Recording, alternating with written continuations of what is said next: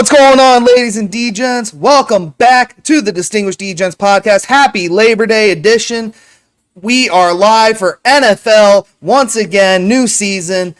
I am your co-host, Steve, Big Bucks of Beta. And joining me, as always, for this one and only Labor Day special, it is my co-host, it is Jason Monty Mansman. Monty Mansman, this has to be the toughest week one line I think I've seen since we've been starting this gambling adventure together since COVID. But what are your overall thoughts? The NFL season is back. We're back. We're kicking it. We're going. So what's up? Ooh, baby. We are back. Football is back. I can't wait. Oh man, it's been so long. I think it's going to be a great season. I'm ecstatic about these games we have this week. These are going to be some bangers. I think we're going to have some wars. We're going to have some drinks this weekend. Oh, it is going to not be just this week. A hell of a time. It won't be just this weekend. It will be a 5-day rager, as we are actually going on a bachelor party starting on Thursday. But that does not mean we're going to miss a goddamn second of football. But we have a whole bunch of shit going on week one. First of all, we have 2 rookie quarterback debuts this year instead of the 3. We have, starting it off, a rematch of the AFC Championship. We've got return of Joe Burrow coming off of injury. We have a lot of returns from injuries from last season. A lot of shakeups too in the offseason. The offseason news has been very hectic, and we've been trying to keep up with it all offseason. We gave all our futures predictions. We gave out all our player props episodes. So make sure you guys go back and check those episodes out if you want to get ahead of it before Thursday. If you want to get your futures portfolios in, now would be the time if you haven't already. Make sure you subscribe to us on YouTube. Check us out on Spotify. We do have a Twitter account as well. Or X account, whatever the fuck they call it nowadays. X.com/DeGents podcast. But Monty Mansman, week one. I know you have wishy-washy feelings with week one. I know it's not your favorite week in the world, but for this year specifically, what are you most looking forward to seeing? What are you really expecting it with, especially with the way the lines have come out? Oh boy. We always say that week one is an extension of the preseason, and what I'm looking for this year is I'm looking to fade teams that maybe aren't or don't have a history of getting off to the best starts. And every line really seems like every line this week is pretty close. So you're almost, I think small differences in numbers are really going to be the key. I don't normally do well week one, so I'm hoping to get off to a good start. Maybe go above 500 week one, because you know me, I love week two, bounce back week two. So week one, I'm just looking for the craziness. I'm going to try and remember to throw out all the preseason results and sort of start anew, because I think if you look too much into preseason, that's when you start.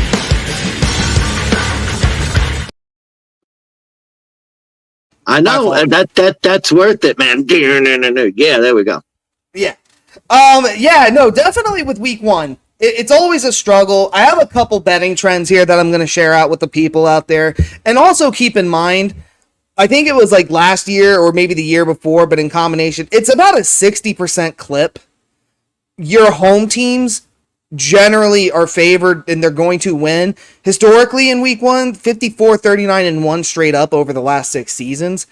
And underdogs, they cover at a 55% clip, but I think this week, this upcoming year is going to be a little different. A lot of these lines, 2.5, 3.5, you really need to be careful, folks, with these numbers, because I think the books are finally getting smart, especially with all the new bettors coming in from all the new states. And they're kind of realizing that throwing these bigger numbers, when you're having a lot of close week one games, they're kind of getting smart and they're bringing these down. So there's going to be a couple games where I think you could take advantage of this and you could actually see that, like, maybe this line should be a little bit further ahead and you're getting it closer. And that's a way to take advantage. And another way to look at it is if you're heads up, this is the kind of week where if you're not sure what to do, just take the points, because more often than not, you're going to hit. Yeah. With the underdogs. Covering 55% in week 1 since 2015. Teams with new head coaches, only 41% they've covered since 2015. And I'll get to it later with the rookie quarterbacks. But and I think if you remember too, I think it was last year, maybe almost every game ended 6 points or fewer week 1. So that's something else to really be aware of as well. That you're dealing with we're dealing with a lot of close games, a lot of tight knit results. So if you can go and you can get good numbers, it's really going to make all the difference in surviving week 1 or having a really bad week 1. I'm just pumped, man. I'm just happy it's back. I've been looking forward to betting football all summer. Like we are back, and I just can't wait for it.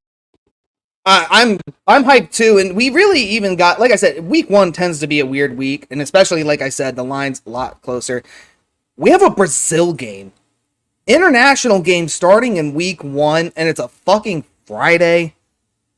It seems very high schoolish to an extent, but also like this is just like one of the more random NFL games I think I've ever seen hyped up. And the Eagles, they can't wear the Kelly green. They have to like do an alternate black uniform, supposedly because of the stadium with their arch rivals and it being in Brazil. And like apparently getting death threats and shit already. I'm hyped because there's so much weird shit going on with this week, just in my opinion. But just to get it started, we do have that AFC rematch. We have the Brazil game. Hold on. Wait. We're not starting yet. Because I'm throwing down the gauntlet. If you look in the live chat, you will see there are some links out there.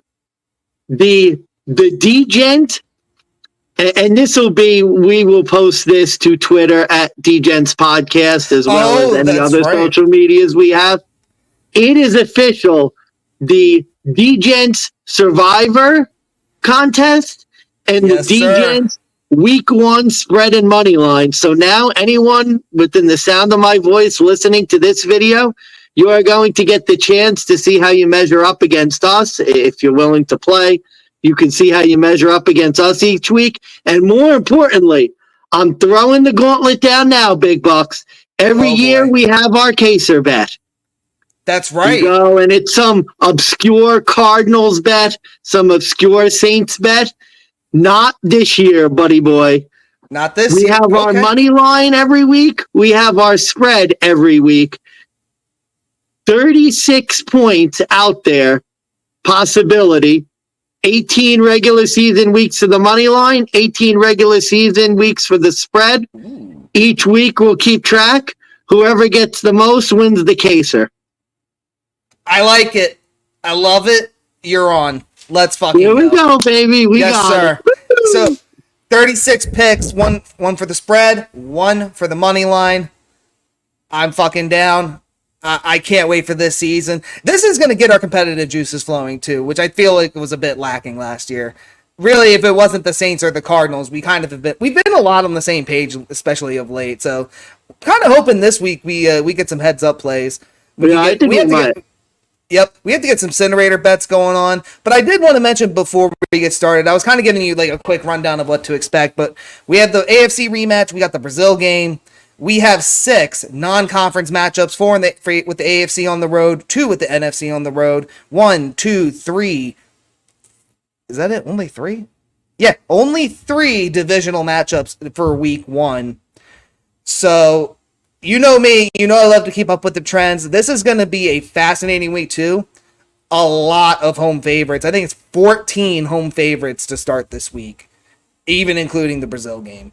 So we're going to get a lot of metrics going this year, folks, that I'm going to share out there so we can get the betting trends out and early, so we can get ahead of the book, so we can all make that motherfucking money. And then I thought I had one more thing to say, but I think we've already said it. We got the contest announcements out. Me and you got our heads up for the Caser. Money Mansman, are you ready to go through the 16-game gauntlet? Let's fucking go. LSG. All right. All right, and for those of you joining our podcast for the first time, let me give you a quick rundown. We go through every game free of charge. We're not charging anybody a damn thing. Just like and subscribe. Check our videos out when you can. We go through every game. We give out our money line, our spread pick. We give out our over-under for that game as well. Out of all the 16 games, we each give out our best bet. We give out our dog of the week. We give out our fade of the week. The fade of the week is subjective week to week and based on the matchup basis. Could be a fade of the public, could be a fade of the team themselves, could be and or both. And I give out a over and a under pick. Mansman does one over under pick just for the sake of simplicity. Did I miss anything, Money Mansman, or can we get going?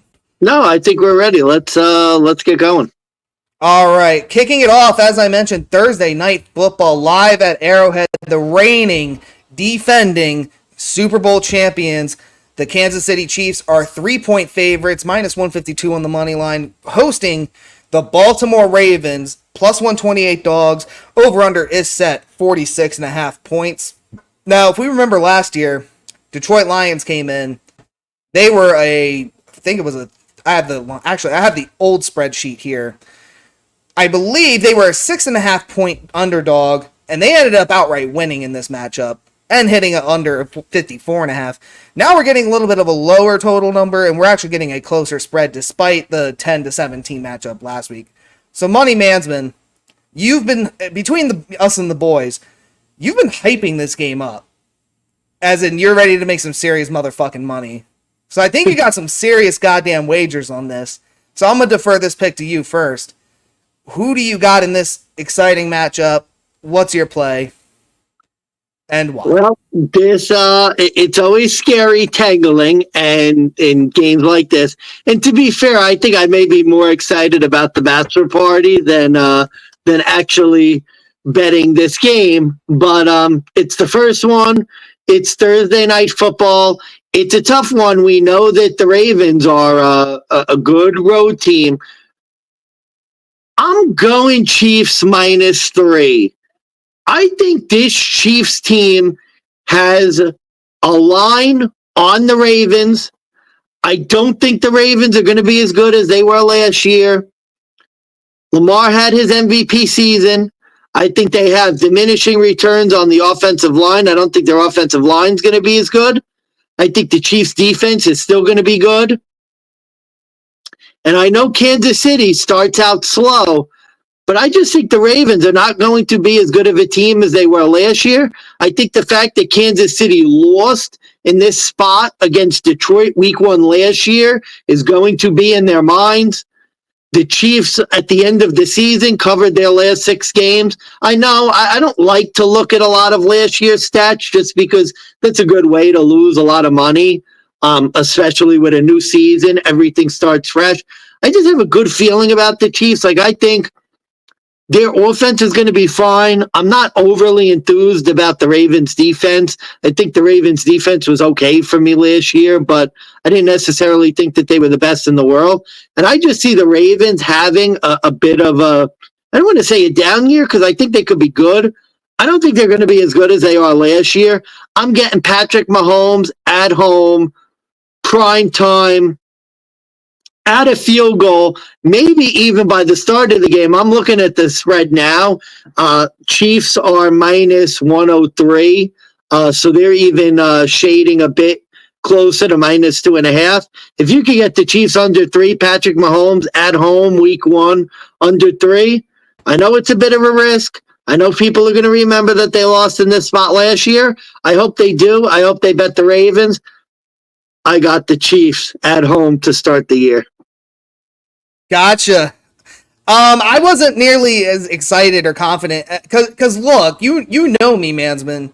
You know that I believe in week 1 Lamar Jackson, and I believe it's a thing. He's 4-1 straight up as a starter in week 1. Ravens in general in week 1 is a thing. 8-4 since 2012. Or sorry, 2012, not 2012. There's only one thing that trumps the Ravens week 1, and it's kind of like you said, it's Chiefs week 1. And I agree with you 100%. Like, Chiefs are going to have this game from last year in the back of their minds. But even if you remove that game, they're 8-1 straight up since 2015 in week 1. And you could say last year was an anomaly. You could just say that like it was kind of a fluky situation because you had Kadarius bumfuck Tony dropping every pass and giving it to the other team. If it wasn't for that play, the Chiefs still would have won. Literally, if it wasn't for that one play, in my opinion. Yeah. But even if you take all that out, Detroit was also a really, really good fucking team last year. That was one of the bold predictions that a lot of sports analysis experts had for Detroit. They said they were going to be the top team. They're kind of saying it again this year. I think you echo a lot of what some of the quote-unquote experts are going around right now. This Chiefs team looks like the Chiefs of old, back when they had Tyreek Hill, just from simply drafting Xavier Worthy. Even worse, though, in my opinion, this is why I'm backing the Chiefs -3. The Ravens, their deep two is no longer there. Patrick Queen, Ronald Darby, gone. And Kansas City does start slow. Derrick Henry is the only other weapon they have at this point. He might still go in and run for 2 touchdowns, but he still hasn't been on a team where he beat them. Except for, I think, once? I don't remember the Ravens ever winning in Arrowhead against this Chiefs team. I don't remember the Ravens being able to really throw the ball with Lamar Jackson. They're still a primarily running heavy team. Mm-hmm. I don't know why this number isn't higher, to be quite honest with you. And like, if I'm actually making a bold bet, it's over 46.5, and I'm calling it a day. But we have our first disagreement of the season.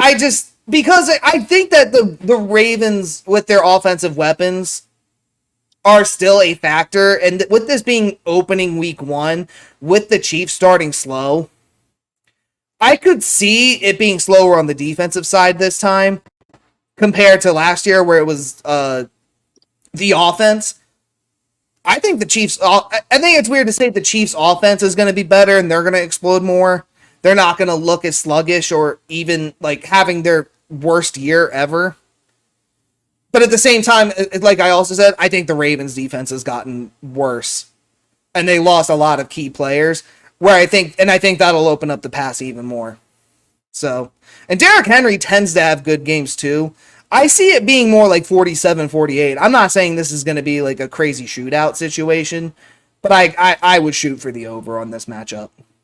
Yeah, gotcha. And just so you're aware, when we're picking on our thing, sadly, the Chiefs-Ravens game, although it's a wash anyway because we picked this kind of the same way anyway, that is not on the contest page. Only 15 on the contest page. So yeah, so for contest plays, just for everyone's awareness, it's usually only the Sunday games.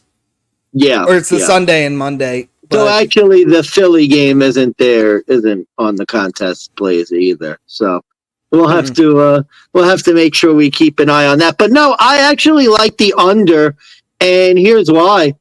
I think Kansas City's defense is still going to be pretty good. And I think they're going to be able to contain Lamar Jackson. And remember, points, sometimes things start out slower. I could see this being like 24-17, 24-14 Chiefs. But I think the Chiefs are going to win. I think their defense is going to contain the Ravens. I don't expect a lot of big plays. And honestly, I'm not thrilled about like the Ravens running back room. Like Derrick Henry, no offense, old man Henry does not scare me for the Ravens. So that's my thinking. My other point of thought, too, if you look at the last 6 matchups, I know last year in the playoffs, this went under the total. The last 5 prior to that, though, went way over this total number. Including, I think, the last 3 matchups prior to that was definitely over this. So I think 46.5 right now, which is where it's sitting at right now on FanDuel, which is where I'm getting these numbers from, by the way, everybody. Mm-hmm. And the only other trend I guess we really could go over is the Thursday night football trend, which, you know, I know it's a new year and things are different now, but I think it was like a lot of unders for the year prior to that. So to be fair, I think you might have my number at that point, but I just don't see this being like a 38-35 kind of game. I see it more being like the 28-20 or maybe like 17-27. Mm-hmm. Well, even though that's not like 20-28, that's kind of my number. That's where I got this game. So it's going to be a slight over. That's my play. Gotcha. Okay.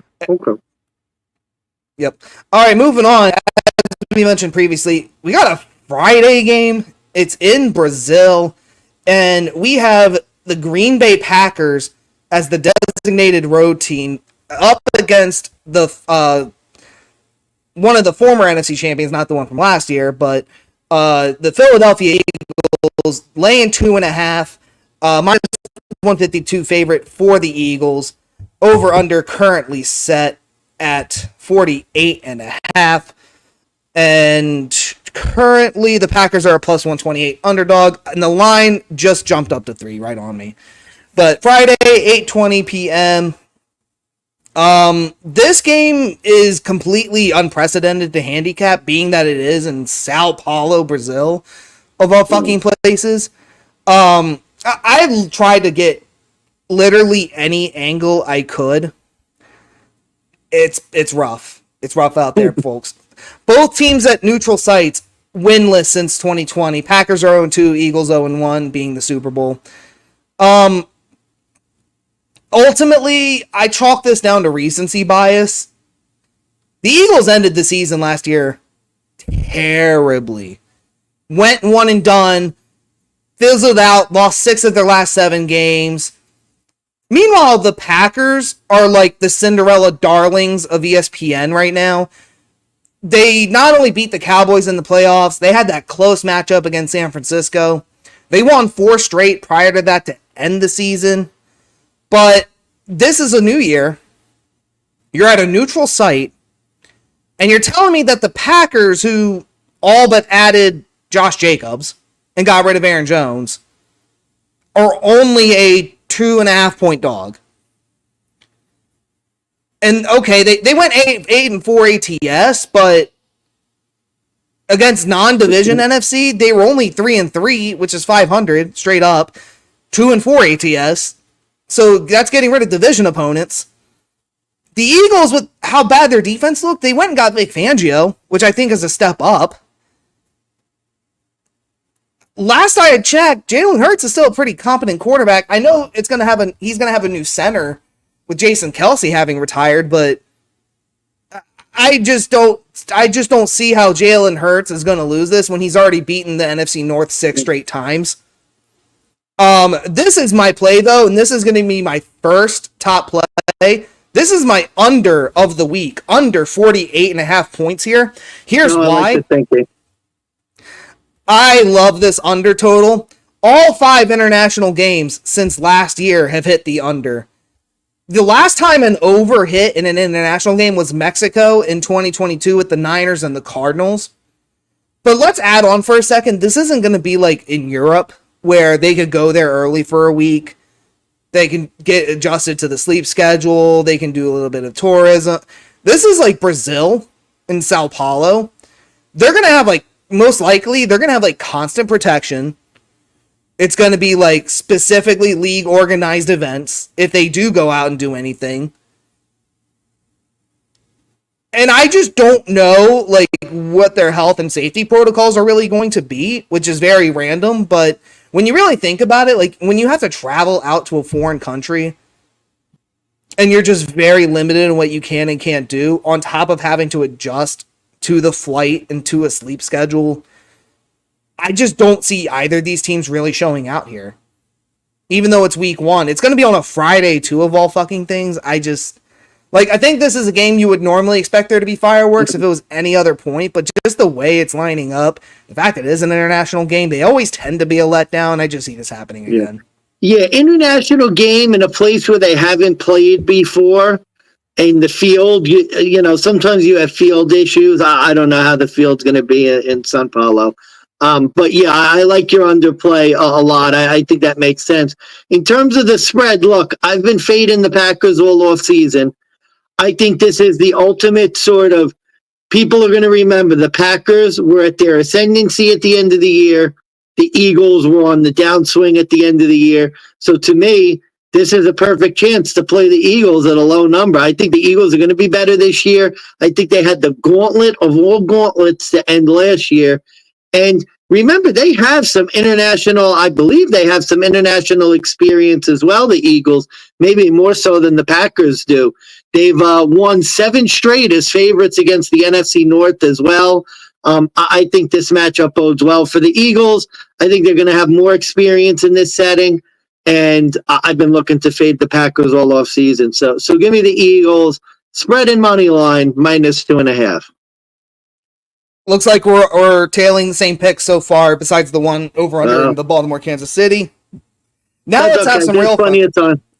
Don't worry, we got 14 games left. Sunday, 1 o'clock, we're kicking it off with the non-conference game. Starting off, it's the Tennessee Titans, Will Levis and his mayonnaise-drinking coffee ass, going into Chicago with the fingernail-painted Caleb Williams in his rookie quarterback debut. Caleb Williams and the Bears laying 4.5 points at home, -198. Tennessee, Will Levis, +166, road dog. Over-under is 45.5. Mansman, you're up. Oh, rookie quarterback or the fucking Titans? I mean, this is boy, ugly. Another team that I want to basically fade all year is the Chicago Bears, because I think they've gotten a lot of love. They had a really good preseason. I'm not as sold. I know our friends on the SGP podcast are real big for whatever reason. I don't know. They're big on the Titans this year. I can't for the life of me figure out why. Rookie quarterbacks, you generally want to fade them week 1. If you look at the numbers, and I don't have them in front of me, but I don't think the numbers are very good in terms of rookie quarterbacks in their first game, week 1, performing particularly well. So having said that, considering to me, like the Bears they're a 4.5 point favorite. That's a bit too high for me. Week 1, new offense, new players, new everything against the Tennessee team, albeit with a new coach, but Will Levis is coming back. The Titans are established. I'm going to lean Titans +4.5. I want the points in a game that I think could be close. I actually do think the Bears are going to win, though. So, that's how I'm going to play this. I would play Titans plus points, Bears money line. This will not be a game that is going to make it on the Money Mansman contest sheet when it comes to, like, actual contests. So that's kind of my play. I don't have a good feeling about this game. I don't want to bet Caleb Williams week 1 as a 4.5 point favorite, even though they are at home, and I think they're going to win. Roger Dodger. Well, I'll give you some more fun facts about this matchup. The Titans have lost 10 of their last 11 road games. Yep. The Bears have covered 4 of their last 5 at home. Yep. And once again, I'm in lockstep with Money Mansman. But here's my argument. This should be a lockdown for the Bears. Like, again, this is if any other week you take the Bears. This is week 1. It's a rookie quarterback debut. Statistically speaking, if you bet on a rookie quarterback in their debut, you are more likely than not going to lose money. Yeah. Here's why, though. Like, I would say, like, if somebody were to take the Bears, I couldn't blame them. Bears have won 3 straight as home favorites. 5-0 straight up, 4-1 ATS to end the season at home. They're playing the Titans. They've lost, like you said, 9 of their last 10. They've really been awful in road games since 2022. They're only 4-11. They're 7-1 ATS, though. And against the NFC, 3-2 ATS in the last 5. But rookie quarterbacks, since 2016, 2-9-1 straight up. Last winner being Sam Big Dick Darnold in 2018. And number 1 overall quarterbacks to debut in week 1, 14-1 since 2002. Yep. The Bears also have lost 3 of their last 4 against the Titans. And it's like, putting all that aside, this is a game where I'm just like, if this was anyone other than the Titans, if this line was just a little bit closer, like you I will say if this line drops closer to 1.5, 2.5 for whatever reason. Oh yeah. I think you flip and try to middle it with the Bears minus 2.5. But I'm with you. Like out of the picks, you have to take the Titans plus 4.5. I think they could win this. They, for some reason, do tend to play close in week 1 and then shit the bed the rest of the year. Remember, I think they lost to the Giants by 1. They lost last year to the Saints, I think, also by 1. So this is just a year, I think, like, for some reason, week 1, if you're getting more than 1.5, just try it with the Titans week 1, but not a contest play for me either. I'm not convinced. And Caleb Williams having a good preseason, it means nothing to me. There's another rookie quarterback we're going to get. There's actually, sorry, I lied. There's 3 rookie quarterback debuts this year. There's another rookie quarterback we're going to get to later that also had a really good preseason. We're going to get into why I think it might be a bad idea to take him later, but I'll save that for later, as I said. But overall underplays, God, I'm going under 45.5. I think that everybody has just been overhyping this receiving core. They're overhyping this Bears team. I will say I like their offense in general. It looks nice on paper, but let's just see how it pans out first. You know, DeAndre Hopkins going to Tennessee when Derrick Henry was there was nice until it didn't work out. Derrick Henry going to Arizona with Kyler Murray when they were hot was nice until it didn't work out.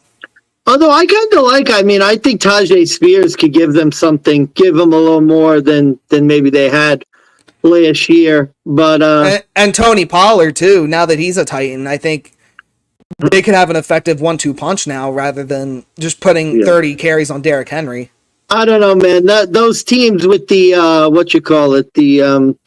4-0 preseason. I don't know, that to me they feel a bit overbet to me. The Bears do.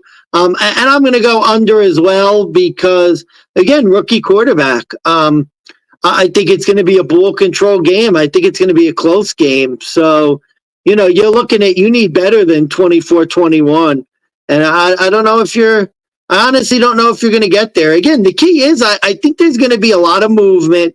And I think this is going to be most of the NFL this year. A lot of movement within the 20s. And the good teams are going to be able to put up 7s instead of 3s. And this looks like a 3 game to me.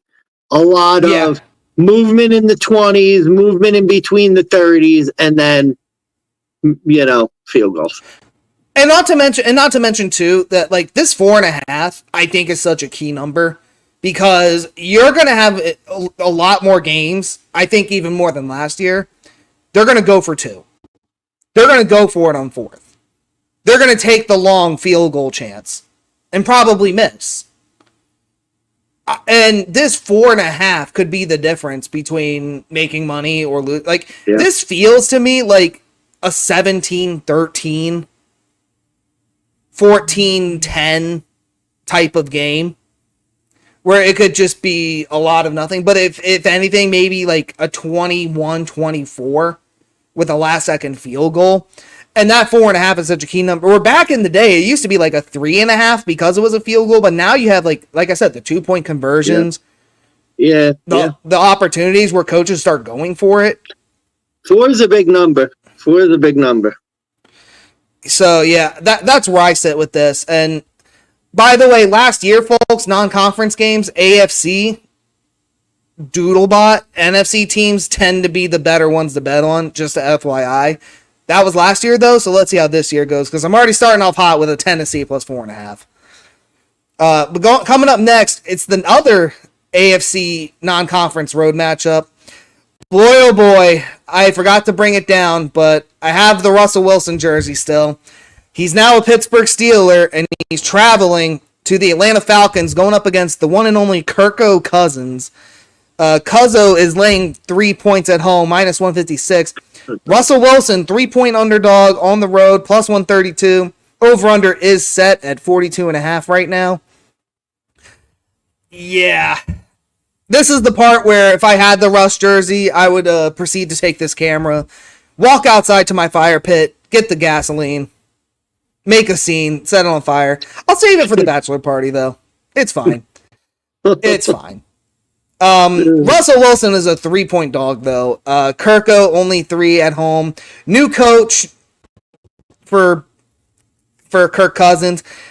Job still on the line, even with the guaranteed contract. I mean, help me out here. I think it's your turn to go first, by the way. It might be. Jesus Christ. I don't know how this makes sense. This is my fade of the week. I'm fading the shit out of Kirk Cousins and this Atlanta Falcons team. I think that, especially too, if you consider the preseason, Pittsburgh had a horrible preseason. Yeah. There was talks that they may fucking not even start Russ. They may have just cut him out loose altogether and just start Justin Fields. I even had a 4-1 bet on Justin Fields to be the starter. That was actually looking pretty promising for a while. That was stupid. You knew he was going to start the veteran. Oh, I mean, of course, but 4-1, you take a chance, and considering how close it sounded, didn't think it was the worst bet I ever made, but it definitely was not worth the free bet that I made. Either way, though, we know what Kirk Cousins is. He's literally middle-aged, average white guy. And he's not under Kyle Shanahan, last I checked.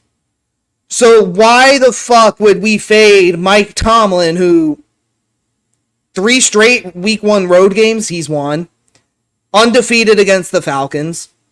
Russell Wilson even is actually really good against this Atlanta team in his career. 4-1 straight up. Undefeated in Atlanta. Despite the fact that ever since he went to Denver, he can't win in a goddamn dome. And it's primarily this. The Steelers against the NFC, 7-3 ATS in the last 10. 3-1 straight up in ATS as a non-conference road dog, and they've won 3 straight since 2022. 9 straight against the NFC South, too. Yeah, I mean, this is a spot where, I could look really dumb making this a fade of the week, because if the Steelers offense really is bad, this is going to be worse than Kenny Pickett bad. Because the argument I have is that maybe Matt Canada wasn't the problem. Maybe it really was Kenny Pickett.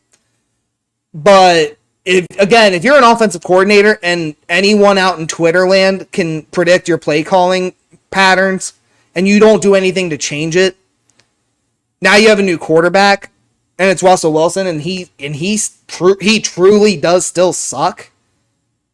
This could be a really, really bad day.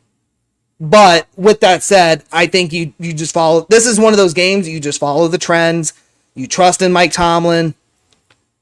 You're used to him. It's the veteran team, and it's Kirk Cousins with his first year in another team. New head coach, and new head coaches don't fare well either in week 1. Kirk didn't look that good either last year, even before the injuries. So I just don't know why you would even give him all that guaranteed money. I'm riding with the Steelers here. That's going to be my fade of the week. I would love them plus the 3 more than the money line, but I am picking Pittsburgh to win. Yeah. This is sort of these are probably going to be the types of picks that determine the caser. The line is 3 on the contest. It's actually on our little contest. It's 2.5. So that may change things, but I'd have to go Atlanta -3.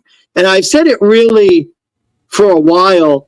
The Falcons, to me, are going to trail off as the year goes on because I don't think Kirk Cousins 100%. And I think that's going to expose itself more as the season goes on. And this is a tough play because all the numbers say Pittsburgh's very good to start the year. This is not one of my favorite plays by any means. But to me, I just think I think Atlanta's the better team. I think they have the more explosive weapons. I think they're the better team. I'm not really thrilled about Pittsburgh's quarterback situation. I actually would rather have a guy like Fields, to me, tell you the truth, if I'm Pittsburgh, because I think he gives them a little more variance, which I think is going to help them. I'm not sold on Pittsburgh as a team. Maybe I'm reading too much into preseason, but I don't think they've been all that great like for a while now. I don't think their quarterback situation has really gotten any better. I don't like their weapons. I don't know what to make of their defense. I think Atlanta is the more talented team. So early in the year, I want to fade Pittsburgh and back Atlanta. So that's what I'm going to do. I'm going to back Atlanta minus the 3. I have 2 counters to this. Number 1, talent is amazing and all, and it's great. When has Atlanta ever been able to utilize that talent? Kyle Pitts is the prime example of this. Well, that's fair. That's fair. To an extent, so is Bijan Robinson. I mean, he's supposed to be the cowbell back, and Tyler Algier is taking splits from him. Well, I guess the question is, do you think that Smith was, one of the 3 worst head coaches in football this year? Because then maybe you could get yourself behind Atlanta being good. So a counter to my counter is this. You have a Kirk Cousins who loves to utilize the tight end. So I think Kyle Pitts would be like a daily fantasy play. Do I think it's an X factor in this matchup? Personally, no. I don't. I just don't see... I don't see Kirk Cousins really making a difference for this Atlanta Falcons team. It was like with Desmond Ridder. It was like Taylor Heineke. It was like Matt Ryan in his earlier years in life. Or not as early. His later years in Atlanta. I mean, the guy's ancient, but let's be honest. But I just don't think Kirk Cousins really is any different than those guys. He was... And this game is going to prove whether Kirk Cousins was really all that good or whether Kevin O'Connell was just a really good head coach out in Minnesota. That's what this game to me is going to prove.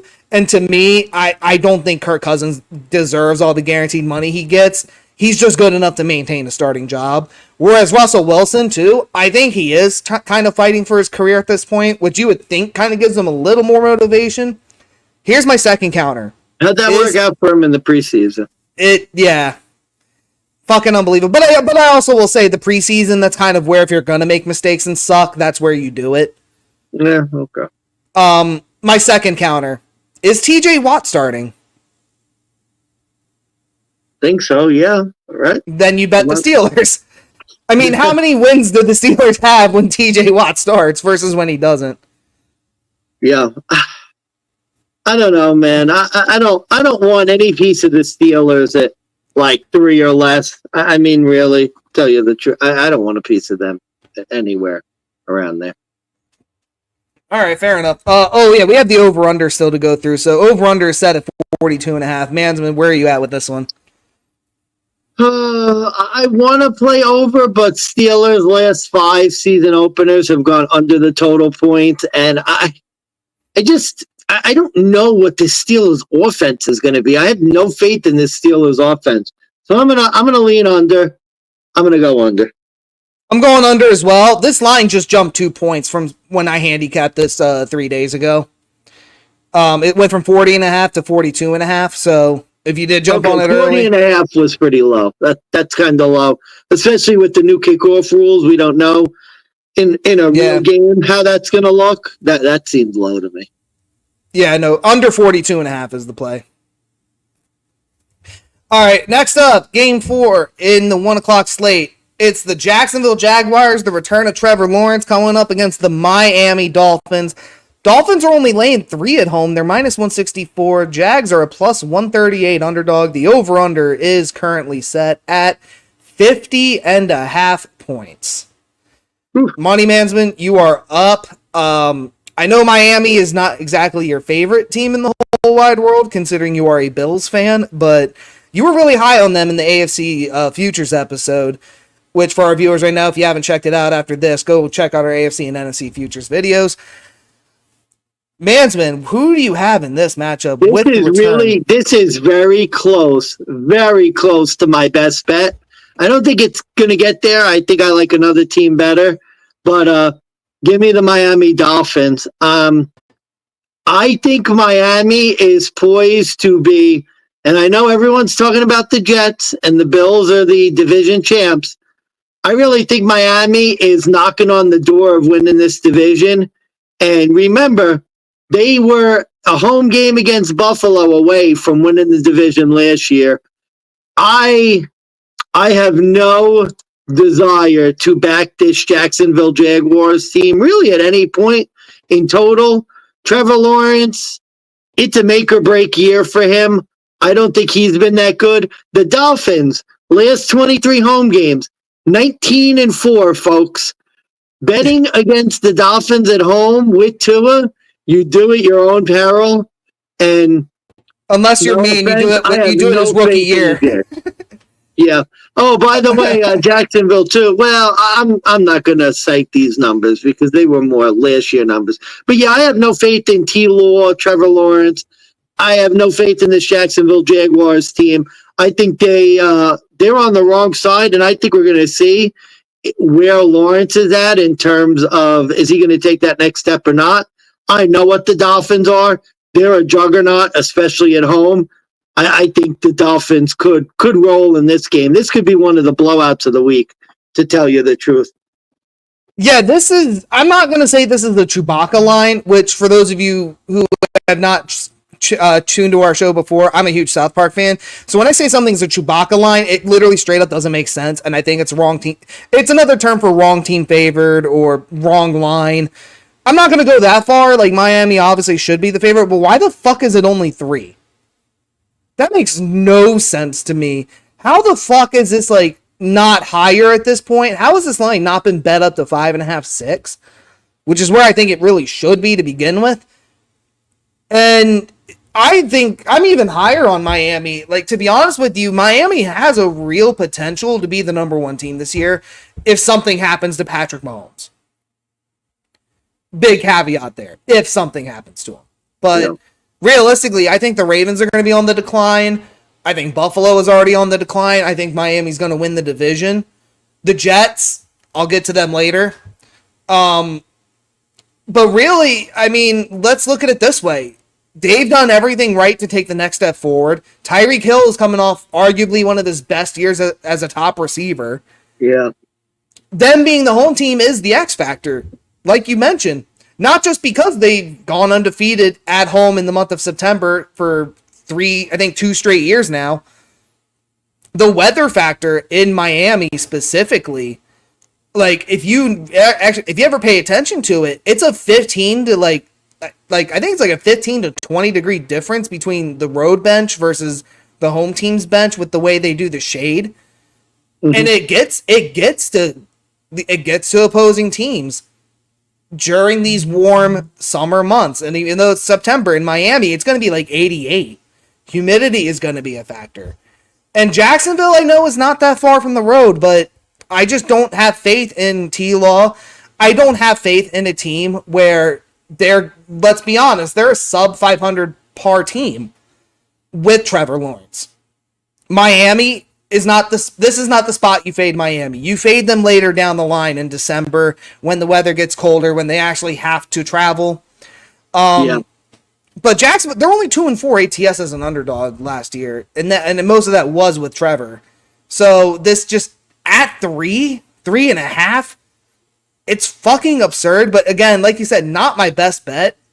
Although it's very close. This was my number 2. Yeah. Oh, yeah. Yeah. I think this is a borderline. This is like survivor pools. I think you'd look towards Miami. Yeah. I think this is I have a very good feeling that this game could be over by halftime. 28-3, 28-6. Like, that would not surprise me in the least bit. Well, I mean, look at what Jacksonville got. Who they lost Calvin Ridley. Who they replaced him with? Gabe Davis. Yeah. Trust me, as a Bills fan, we know what Gabe Davis is. Yeah, the word is fraud. Not good. Not good. So, I mean, I'm still not sold on Jacksonville. I don't see Jacksonville being that next level team that's going to stand up to Miami, especially not in Miami. Yeah. That really is the difference. The fact it's only 3 is absurd. By the way, I'm going under for this because I could see Jacksonville laying a complete egg. Like, I think Miami's going to get theirs, but I have a feeling this could be a blowout, and there may not be a lot of scoring towards the end of the game. I echo those sentiments as well. I do lean under 50.5. However, it hedges on the handicaps we just gave out, which is we don't know enough about what Jacksonville is even going to be able to do on offense. Miami's defense too last year, like at least in fantasy terms, were pretty respectable. There were times they gave up like a lot of points, but again, they're at home, and that's going to make the difference. I don't see this being like a 70-20 blowout situation, but I mean, 40-3, 40-10 at worst is really what we're looking at, but I think it's going to be closer to like 36. Yeah, 35. 34-10, 34-6, something like that. I could definitely see it. Yeah. All right. Next up, it is going to be the return of Joey B. Joe Burrow with the bleach blonde hair is laying 9.5 at home, minus 430 home favorite, up against the return of Jacoby Brissett and the New England Patriots. And new head coach, is it Jared Mayo? Is that his name? Yeah, Gerard Mayo. Gerard Mayo, excuse me. Patriots are catching 9.5. They're plus 340 underdog, the biggest dog of the week. And over-under is set at a low 40.5, and I'm pretty sure that's the lowest one on the slate. Yeah, I don't have too much here. This is like... This feels trappy. Mm-hmm. I want to take Burrow minus 9.5, but this just seems like I can't. This is a make or break on the Caser. I feel like New England is not getting enough respect for the rebuild they're doing. Jacoby Brissett is who he is. Ramondre Stevenson should be back. I think that's going to make a difference. That was a key piece they were missing last year towards the end of their downward spiral. Joe Burrow always starts off slow and sluggish to begin the season. He fucking lost outright last year. I think it was it to Cleveland they lost to in week 1? I'm trying to I don't remember. But yeah, they didn't start off the year very well and didn't finish the year very well. Yeah, well, and that was due to injury, but I mean, Burrow's got it was Cleveland. Yeah, it was Cleveland. It just seems trappy. 9.5 being the biggest number. We kind of gone through how like a lot of these games tend to end in 3 or less. I don't know if I'm missing something. I know the whole fucking Jamar Chase situation is a factor, but with or without him, the Bengals should still win. I just don't know how, like... How lopsided? I don't know how lopsided this is going to be. I don't know if... Is Joe Burrow really going to come back at 100%? Is he really going to be able to just jump right back into the swing of things like he was used to? Or is he going to do like he did last year and just start off slow and not knowing what to do and getting sacked? Although Cleveland was essentially the number 1 defense, and this is like a massive step down. So that kind of goes against it. But yeah, if I have to make a pick, gun to my head, plus 9.5, New England. I don't like it though. I could be wrong. Yeah, it's tough because the contest has 8.5.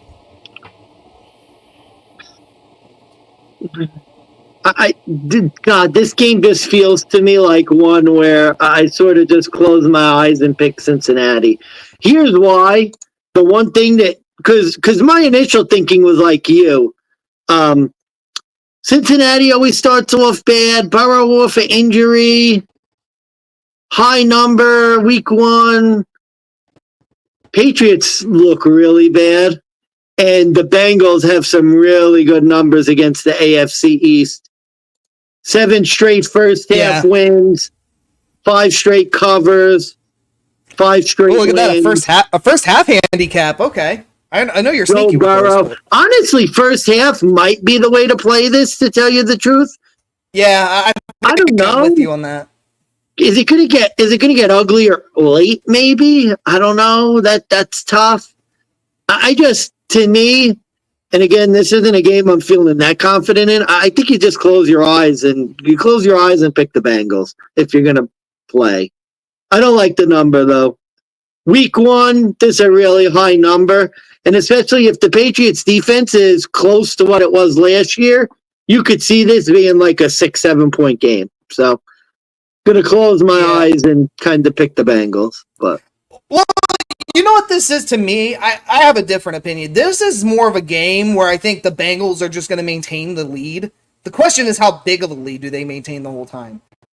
This could be a 13-point lead the whole time, and then just very late, there's a touchdown with a missed 2-point conversion. yeah.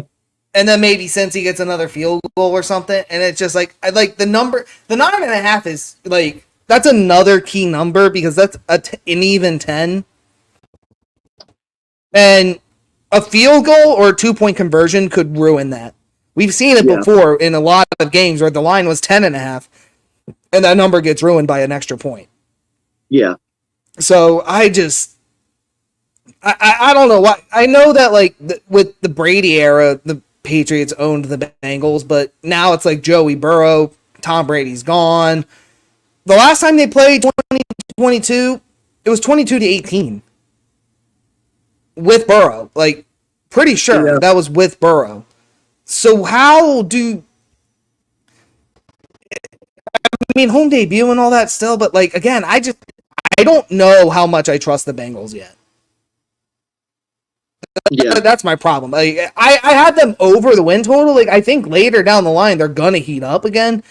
It's just this early against arguably what's supposed to be the worst team in the NFL. I just don't know if the New England Patriots really are going to be the worst team. Yeah. Like, considering there's like other teams that did way worse with more. So I think the Patriots I think could keep this respectable. So that's why I'm leaning plus 9.5. I'm also kind of leaning towards the under here at 40.5, just based on the logic of what I was kind of presenting. If Joe Burrow doesn't really ball out, if Jamar Chase doesn't play either, that's another key fact. If Jamar Chase is out, this number's tanking more. Yeah. I want no part of this over under. I guess I would go with the over. Because I guess if you pick Cincinnati, you kind of have to think the game's going to go over, but I don't really have a lot of confidence. And my thinking with the over would be, are there a couple Patriots turnovers, strip sack fumbles that lead to short fields for the Bengals? I think that's the way I might look at it. So that's what I'd be looking at. Well, and not to mention too, week one of the things that like we'll get into next week, week 2 is overreaction week. And there's always a couple games in week 1 where it just kind of goes bonkers and way off the walls. And this just feels like that game. This just feels like the Patriots could just keep it competitive, play close. Burrow, I could see week 2. Is Joe Burrow washed? Is he done? Is he not as good? Are the Bengals doomed? Are the Patriots hot? Like, could they stay competitive? And you know, that's the overreaction. I have a feeling it's going to be more. Can the Patriots go 0-17? First 0-17 team. That could be what we're talking about on Monday as well. Very, very well true. Very well true. All right, let's go to a more exciting game. We got the first division matchup here.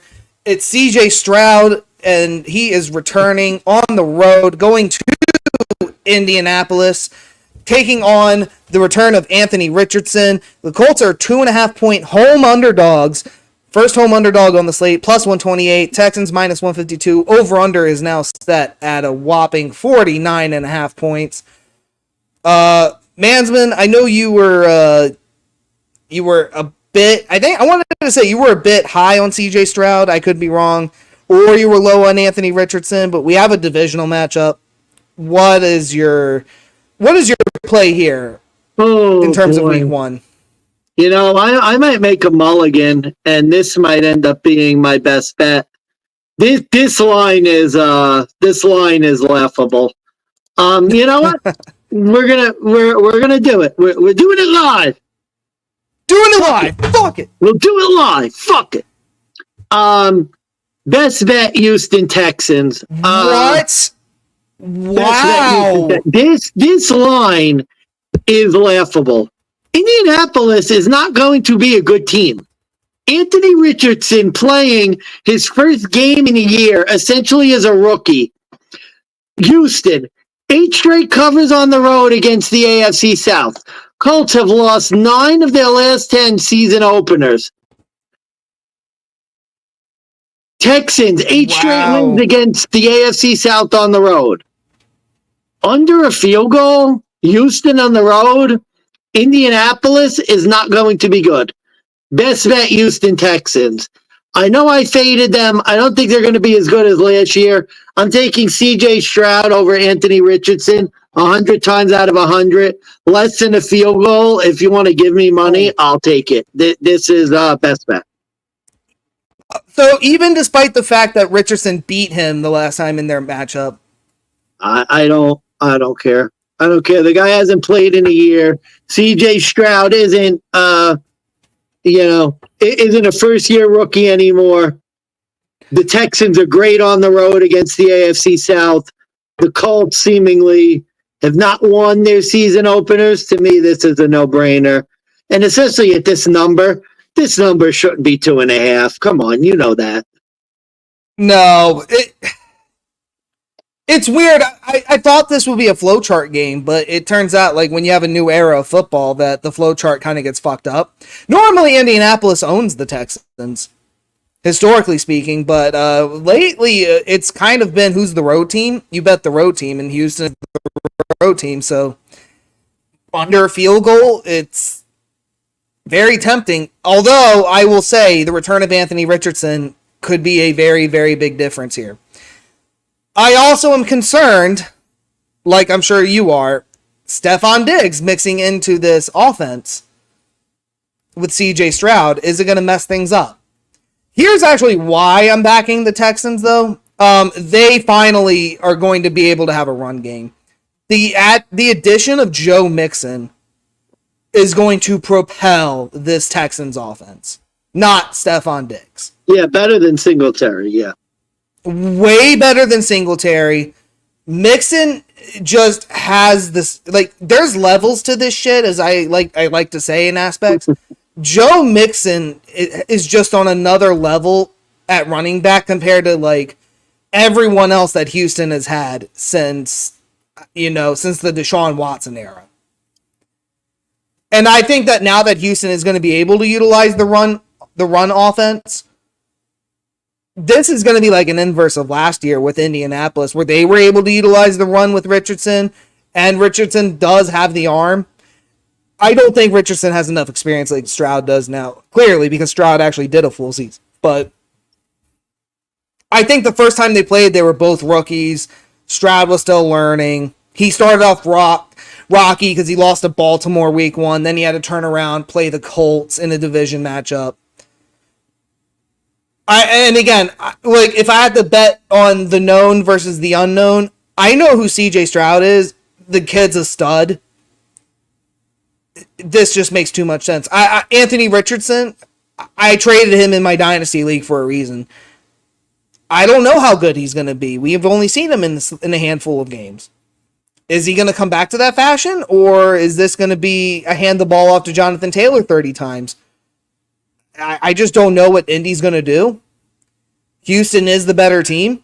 Houston is more set up for success in this one. I'm going with Houston. I'm riding with you on this one. There you go. Not much else. Over 49.5 is the play. I do think that with both teams being healthy, there's going to be a good amount of action. I think this could be the game of the week, truth be told. Like, this is a game that's kind of like, it's gone on the radar because of Houston, but I think that Indy could keep this competitive, and they could make this more exciting, but I think 2.5 is just a bit low. But yeah, Indy losing 2 straight at home to this team, once with CJ Stroud, once in that fucking fluky 2022 Week 18 matchup. Like, I just don't think Indy's been the same at home since that loss in 2022. And I already know you threw out the numbers, so that's just...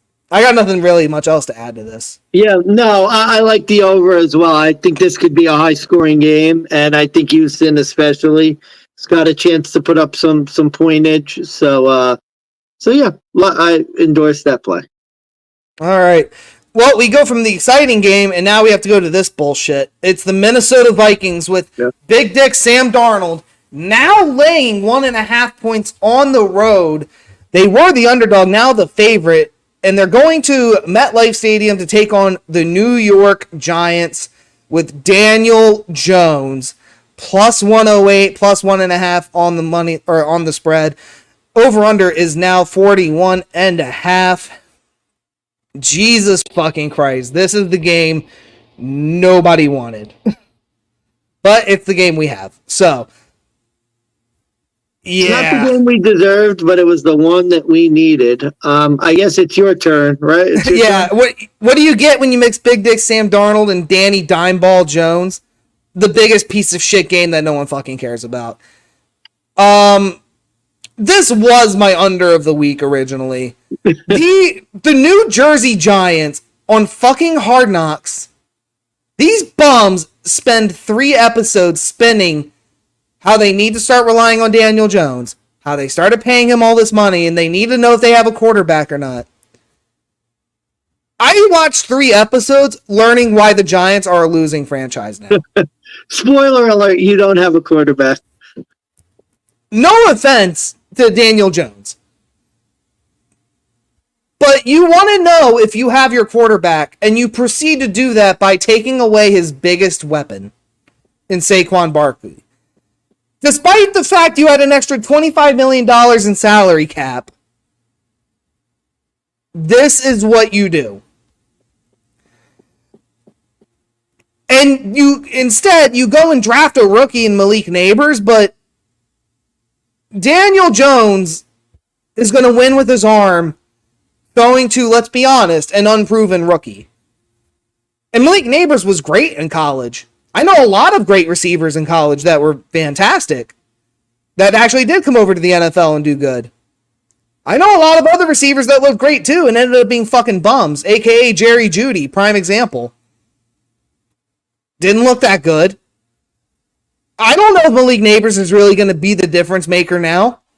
You had Darren Waller, like stud tight end, for 1 fucking year in New York, literally said to himself after 1 season in New York, you know what?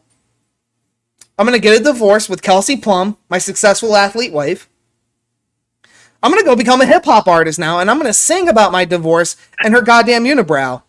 That has to be more successful than what's going on here with the New York Giants. I don't care. Like, I don't care if they lost to the Giants the last time in the playoffs.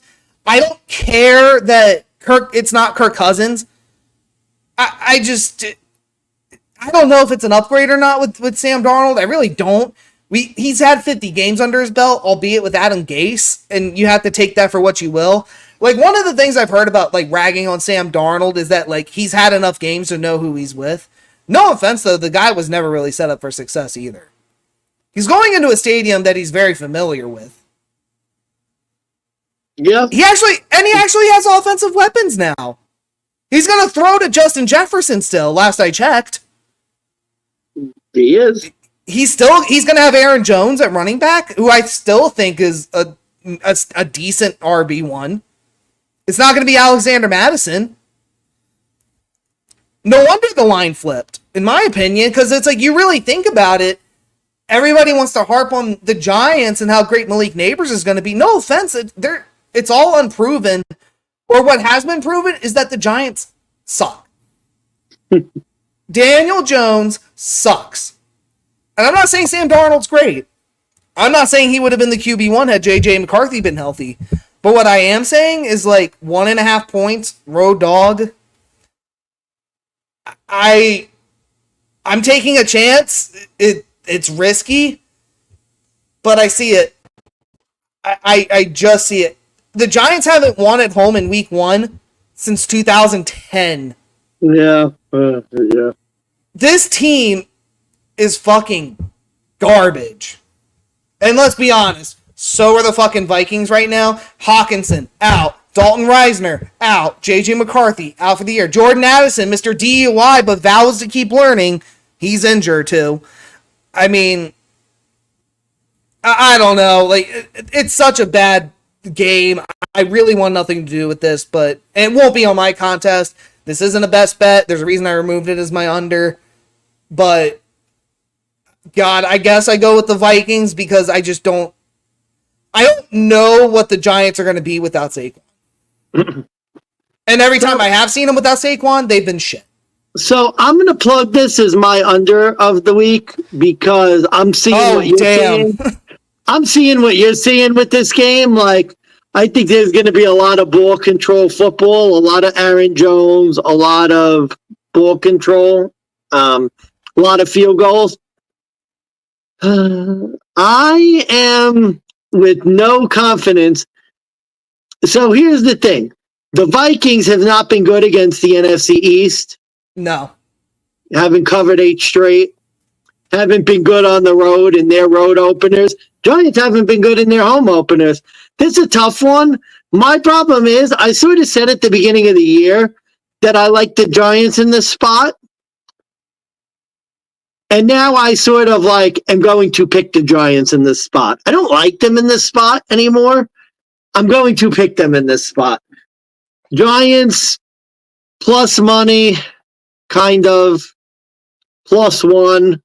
I think that's where I'm going to go in this game. But this is the garbage game of the week. Like 100%. I have no faith in either of these teams. I think Sam Darnold could do okay, but it's just weird. Like Minnesota on the road against the Giants, week 1. Giants need to have a good year. This could be that quirky game where the Giants pull one out. So, yeah, maybe I'll go with the Giants. Maybe, but I you know what? Like, I think if the Giants win, it's going to be a last-second field goal, 21-20. Like, that's the only. Like, this is a money line game. This is not a spread game. This isn't a contest play. This is like you play the money line or you parlay the Vikings with something else. And that's just it. But I don't even think the Vikings are worth a parlay at this point. I think it's just if you're going to play it, you play it for a daily fantasy, like with Justin Jefferson, you call it a day. Yeah. Agreed. Now, I will say the addition of Brian Burns to the front four in New York could be a difference maker in this game. I could see Sam Darnold seeing more ghosts, and that happens, but I want nothing else to do with this. Yeah. Under's the play. That's the only bet I have on that one. Next up, it's the second divisional matchup. It's the Carolina Panthers traveling to the New Orleans Saints with the return of Dennis Allen and Derek Carr. Oh boy. Saints are laying 4.5. They're -210, and the over/under is set at 41.5. Panthers +176 road underdog. Well, I started off on the year by talking shit on the Saints. I was attacking the credibility of Derek Carr, his bumfuck head coach, Dennis Allen, like I mentioned. In another year of football, that opinion hasn't changed. So instead, let's go ahead and talk about what happened with Carolina. This is the coaching debut of Dave Canales. And if you're like me, and you have no fucking clue who this guy is, you go and do your research. 18 months ago, he was in Seattle. He had spent 10 years there. He was a positions coach. Asked Pete Carroll if he could apply for the quarterback's coach. Even though he helped Geno Smith get comeback player of the year. Pete Carroll said, "You're not ready." After 10 years. So he leaves, goes to Tampa Bay, and instead of taking Seattle to 9-8 or 8-9, he takes Tampa Bay to 9-8, but gets them a win in the playoffs. Now this guy's a head coach. 1 year as an offensive coordinator. With a 9-8 team And he's going to fix Bryce Young.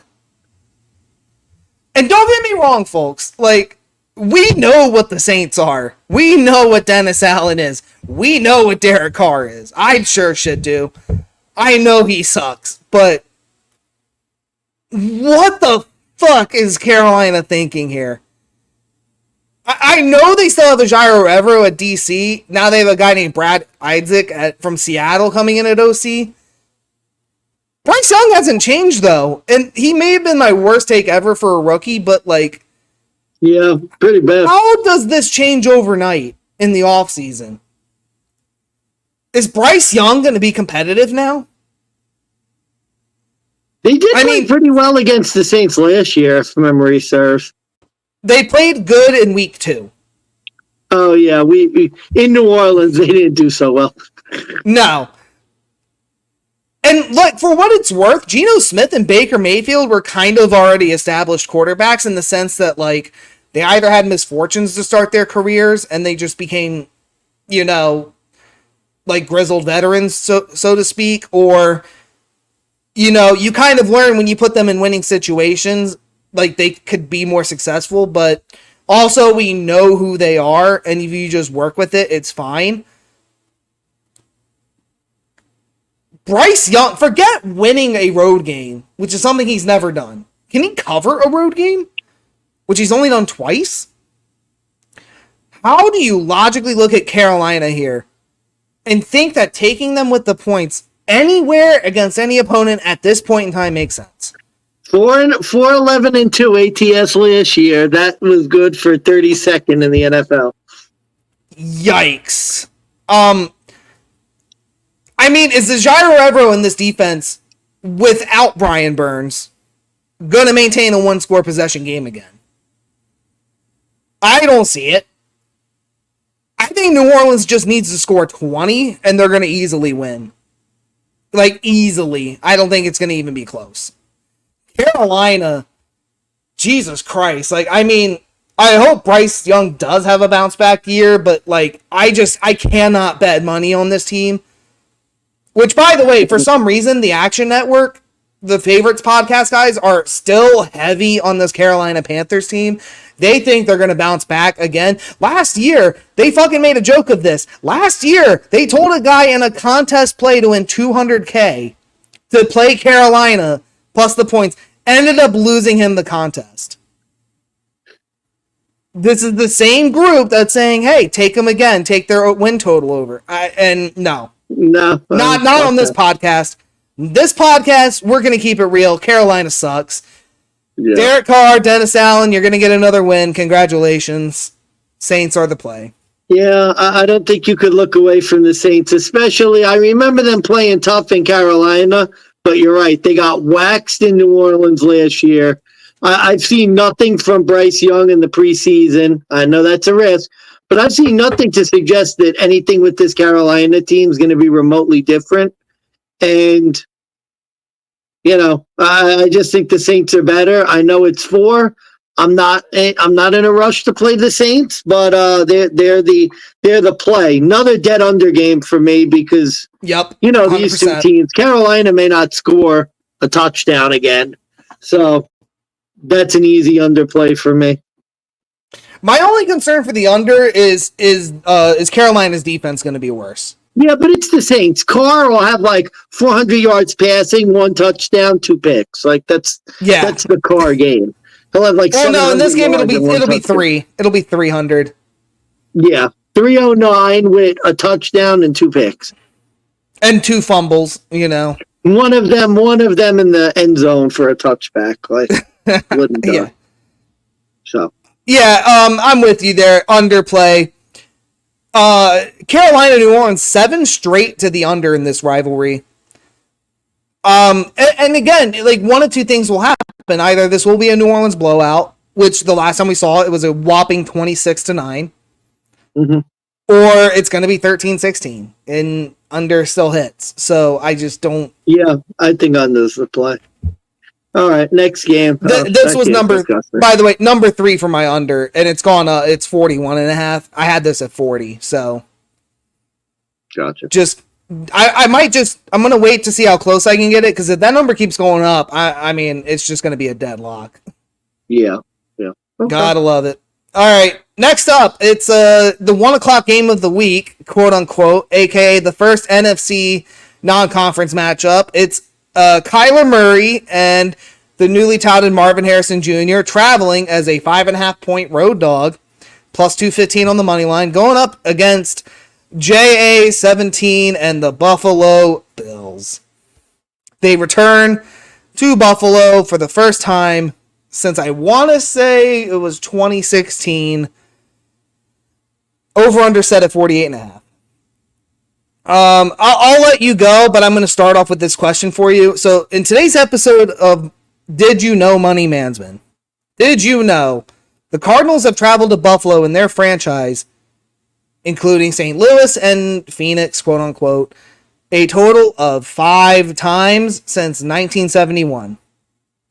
The last time the Cardinals won in Buffalo was When? I don't know. 1971. Oh, geez. Okay. Okay. But I know you have your reservations. I know this. I know the Hail Murray still haunts you to this day. That's the last time these two teams played. Was the Hail. Oh, I know this game. This game haunts you, and I know you're hurt. But surely you have a reason to back Buffalo. It's so weird because I vacillate on this game. Like, part of me thinks they play Miami Thursday night in Miami. So this is a prime look-ahead spot. Ooh. I don't think the Bills are good enough to look ahead of anyone, at least at this stage. They could. Maybe they'll prove me wrong. At this stage of the game, considering how they looked in a couple of these preseason games, I don't think the Bills are good enough to look ahead of anyone.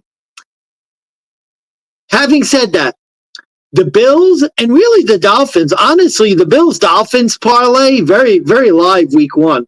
If you look at these teams, normally in the games before they play each other, they blow out the competition. Like, they literally perform their best as a lead up to the game. And for the Bills, at least, 5 straight covers against the NFC West, 6 straight wins as favorites against the NFC. The Bills at home, always a formidable team, especially in the Josh Allen era. And here's my ultimate handicap of this game. I think the Bills are going to play well because they know they have Miami the next week. And I just think Arizona is, the number is getting too low. When it was 7.5, 8.5, I could see. 5.5, 6, I think is too low. I think the Bills are going to come out strong in this game. I think it's a game we need to win. We're playing Miami the next week, which I think will be extra motivation to get the win. And I think the Bills are going to show up and roll a team that, let's be honest, Arizona is not as good as Buffalo. And I think they're going to. This is the Hail Murray revenge game. It's time to get vengeance for 4 years ago. It's time to put the Cardinals to sleep. It's time to send Kyler Murray back to the Call of Duty chair. I think the Bills are going to win this game. I do think the Bills are going to win. Is it double XP weekend? I mean, yeah, the spread is closer. The spread is closer. I think it depends on the number. I think 5.5. I'd be more solid with the Bills. 6.5, 7. There might be some risk there. Yeah. This is the danger spot in betting Buffalo. How many times last year have we gone over numbers with Buffalo? And we're like, is this number too high? And sure as shit it was. Yep. How many, like, the Chargers game is what comes to mind, albeit it was a primetime game. Oh, jeez, don't remind me. That was disgusting. This is a 1 p.m. game in Buffalo. It's Kyler Murray on the road. It's Arizona on the road, which, believe it or not, Arizona, shockingly better on the road than at home. I cannot in my heart of hearts back this Cardinals team, but I tried. I legitimately tried.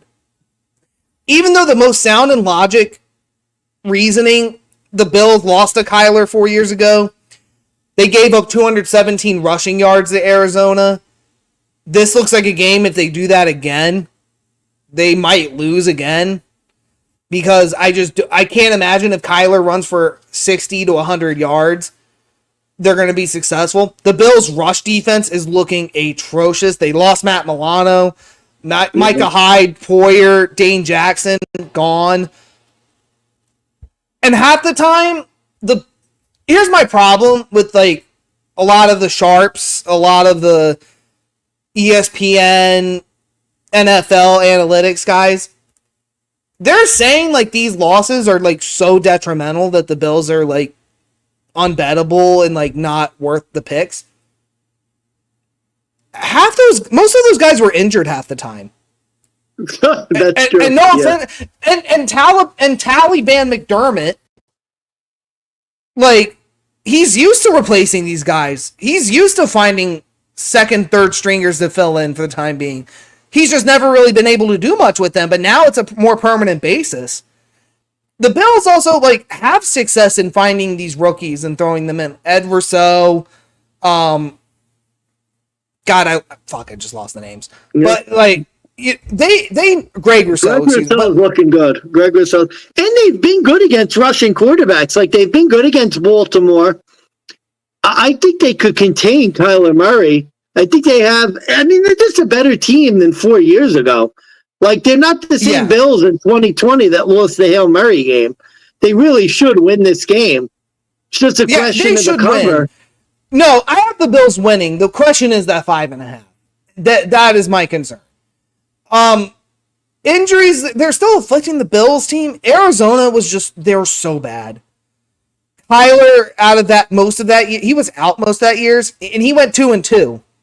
He beat Pittsburgh and Philadelphia. Philadelphia going down that downwards trend, and then like Pittsburgh was like a weird spotty situation. That's what I chalk it up to.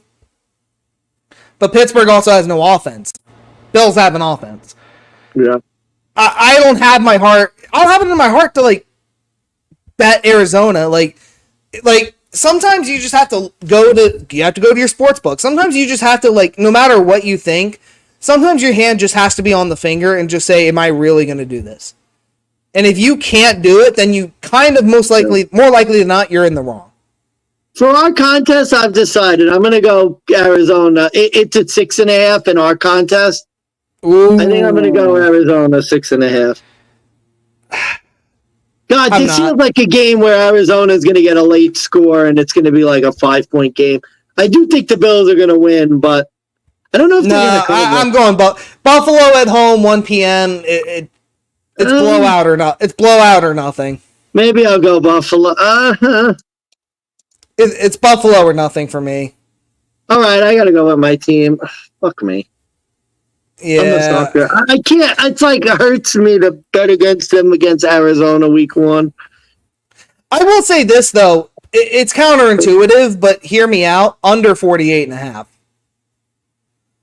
Here's why: the Bills are utilizing the rush offense again. Kyler Murray, like, what I could see is like if this is a blowout, the Bills are just going to own possession and drain clock and score nonstop.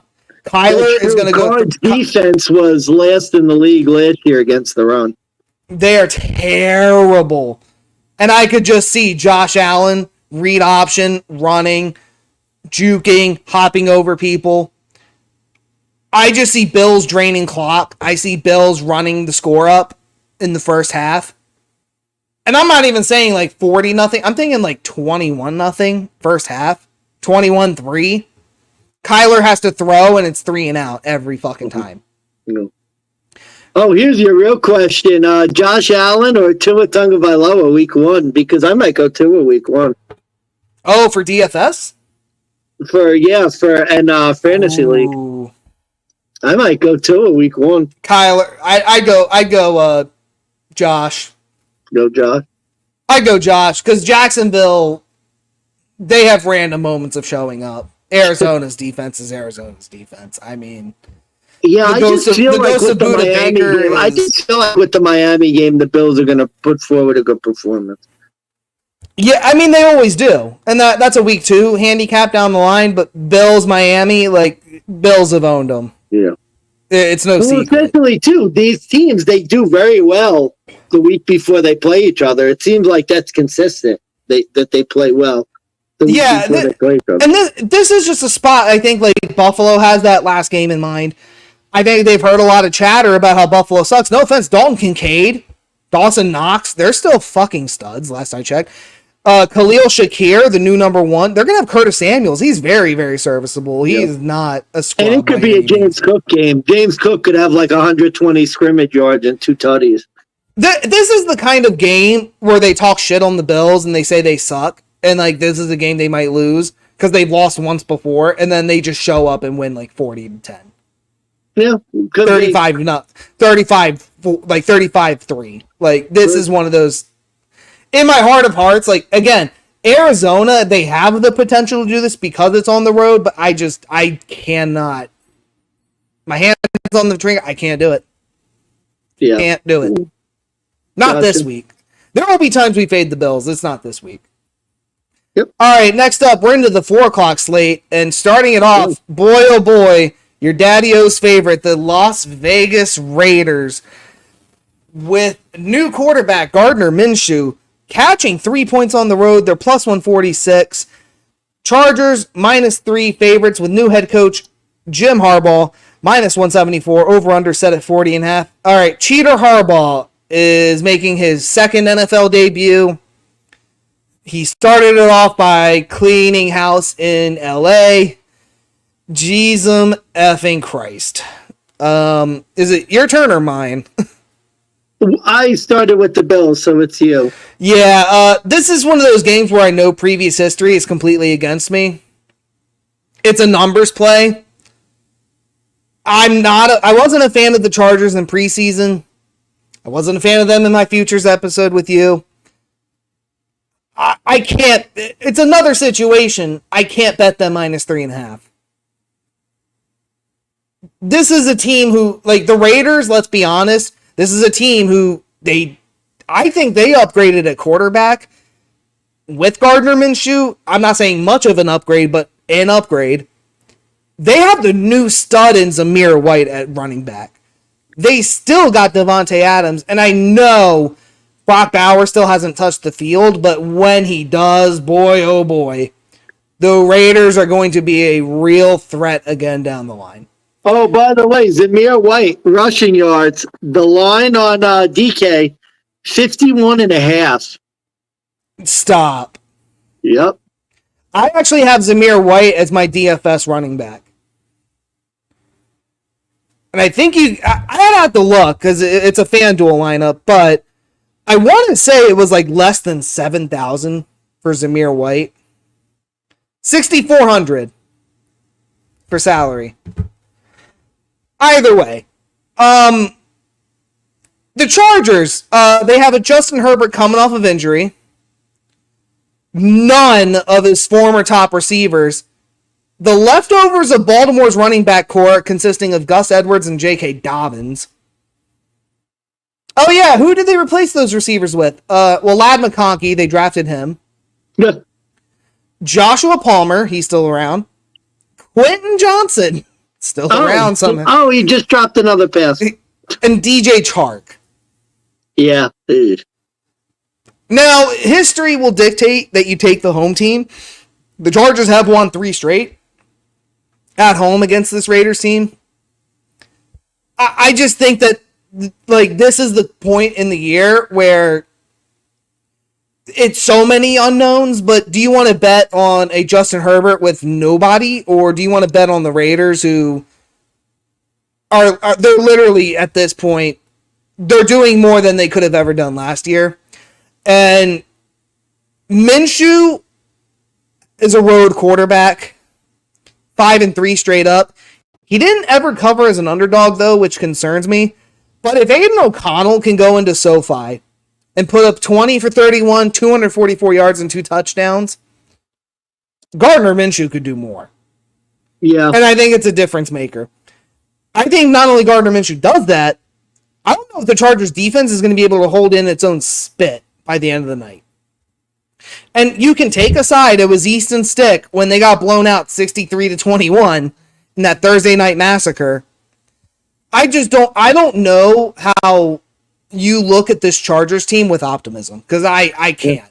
And I'm a Broncos fan, so I'm biased. I think I have a Raiders 4.5 ticket on this game, by the way. I at least had Raiders 3.5 somewhere. Oh, I had the ticket. I was on this game early because I thought it was a crazy number. Good for you. If you did, good for you. I actually not only do I like the Raiders spread, I like the Raiders outright. Remember, really? In LA, that's a Raiders home game. That is a Raiders home game. LA has not covered the spread in their last 5 against the AFC West. So I not only sort of like Vegas with the, with the points. I think Vegas could win this game outright. I know the Chargers won week 4 last year with Aiden O'Connell in a 7-point game. Vegas beat them by 40 at the end of the year last year. And now remember that. Let's be fair. That was with Easton Stick, no Keenan Allen. That is true. I just think the Raiders are one of the most underbet teams in football, and I think this number should be close to pick 'em. I actually think the Raiders are going to be competitive. I'm not saying they're going to win the AFC West, but I think they're going to be a pretty decent team with Antonio Pierce. I like Zamir White. I like Gardner Minshew. I think that's an upgrade compared to what they had last year. And remember, they have Mason Crosby, so the defense shouldn't be that bad. Like, I think the Raiders got a chance, and honestly, I would take the Raiders outright in this game because I think they are going to win. Because remember, it's going to basically be a Raiders home game. Almost, yeah. My only concern is that they have not won at SoFi.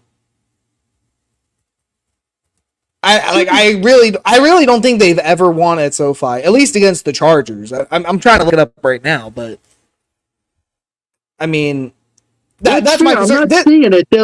I'm going back to 21. It doesn't look like they've beaten them in SoFi. Yeah, because the Chargers went to SoFi later. It wasn't immediate. I'm not seeing it either. That's honestly, like, if I'm being really real with you, I had this as my dog of the week. But looking at the history of it, that they have never won against the LA Chargers, except for, I think it was 2020, was the last time, the COVID year. Like, that's literally the only reason that the Las Vegas Raiders have ever won a game against the Los Angeles Chargers. And it's like, the question is, does the flow chart come into play? Yeah. Raiders, they did win in SoFi. That was the 2020 game. So, I don't know. Like, it's a difference maker, but I think if you're giving me 3 right now on FanDuel, but if you shop around, I'm sure I could get 3.5 at maybe not a better number, but I could lock in a plus 3.5, no problem. Yeah. I got to introduce the next game. I'm gonna look and see if I could find what I got the Raiders at early. Yeah, all right, I'll introduce it, and I think normally, I think you're supposed to go up first, so if you want to defer, you can. If I find it quick, I'll go first. What do we got? Oh, boy. It's, God damn it. You're going first. God damn it. All right, let's go. It's the Seattle Seahawks. They are a 5.5-point favorite, hosting the Sean Payton coached Denver Broncos. Broncos are a plus 220 underdog on the road. Seattle Seahawks minus 270 home favorites. Over under is set at 41.5 still. Look, this is one of my best bets, but it is not the best bet. This is actually my over of the week. The logic is, if my logic wasn't really broke last year, why am I going to try and fix it this year? Especially now considering, like, if you look at the best case scenario for Denver, they might have an actual serviceable quarterback now in Bo Nix. I'm going to emphasize might because this is the 13th attempt since we lost Peyton Manning. But I will say in the preseason, if you've watched any of the Bo Nix games, this kid works really well under Sean Payton. Yeah. And he looks good. And he's back in the Northwest. Yep, and he's in a very familiar territory, and I think he's going to be fine. But it's a rookie quarterback debut. I'm not going to bet the house on Denver by any stretch of the means. I think you lose money a lot of times if you try to bet the house on Denver lately. But the question is, and this is kind of where I get to, this is a Denver plus 5.5, but Seattle to win. I think 5.5 is just way too high here for a questionable Seattle team who wouldn't have covered this number against any AFC West team under Geno Smith. And these were the two bottom 10 defenses statistically last year. I mean, what was it? Carolina, or not Carolina. If Arizona was 32, Denver was 31. Like, it really wasn't that much of a difference. And considering the Seahawks gave up 23 plus on their home turf last year on average, and Denver's defense, the contentious worst in the league, allowing almost 30 points a game on the road, then you lose Justin Simmons, your top captain. I wouldn't be shocked if this was just like an utter disappointment for Denver to start the year once again. I might burn the Russ jersey as like a penance to the football gods to see if we can like release some sins from like ever since we got him and lost all that money. But you know what? Like, for what it's worth, Denver on offense could be very competitive. And I think if Denver is going to win, it's going to be close, and it's going to be a back and forth. This is why it's my over of the week. And not to mention, too, 41.5, very low. Very low. Even though I know in Seattle, Denver never fares well. I know Denver doesn't do well in general against the NFC West. But this, to me, is like, I think Bo Nix will be able to cover this number. And I think he'll be able to put up a respectable performance. Mm-hmm. That's really all I got. I'm not going to be cute. Not going to try and explain my way into the Broncos winning. Well, I'll believe it when I see it. I got something on this game. It's called my dog of the week. Oh, Denver Broncos, baby. Broncos country. Let's ride. I think I finally broken him. Oh, no. What are you doing? What are you doing? Seattle has a new coach. They're not that good. They played 2 years ago. They played 2 years ago. Seattle won by a point when Dumbo didn't call timeout and tried a 60-yard field goal. Bo Nix has looked solid. All he needs to do is be solid. This is a 3 to 5 point game to me. This is a game that I see ending, 27-24 or 20-17, 24-21, 24-20. This shouldn't be a 6-point spread. Seattle isn't 6 points better than the Broncos. The Broncos weren't. I mean, let's be honest. Their quarterback play was terrible last year. If Bo Nix is even serviceable in week 1, and we know he has a lot of experience, Denver could stick around with this team. This line to me is too high. It stood out to me as a really, really weird line. Maybe I'm getting trapped by this, but to me, Broncos around 6 points. Anything above 4, really. I think I'm looking at the Broncos, and where the line is now, that's my dog of the week. 5.5, I'll take it. Dog of the week.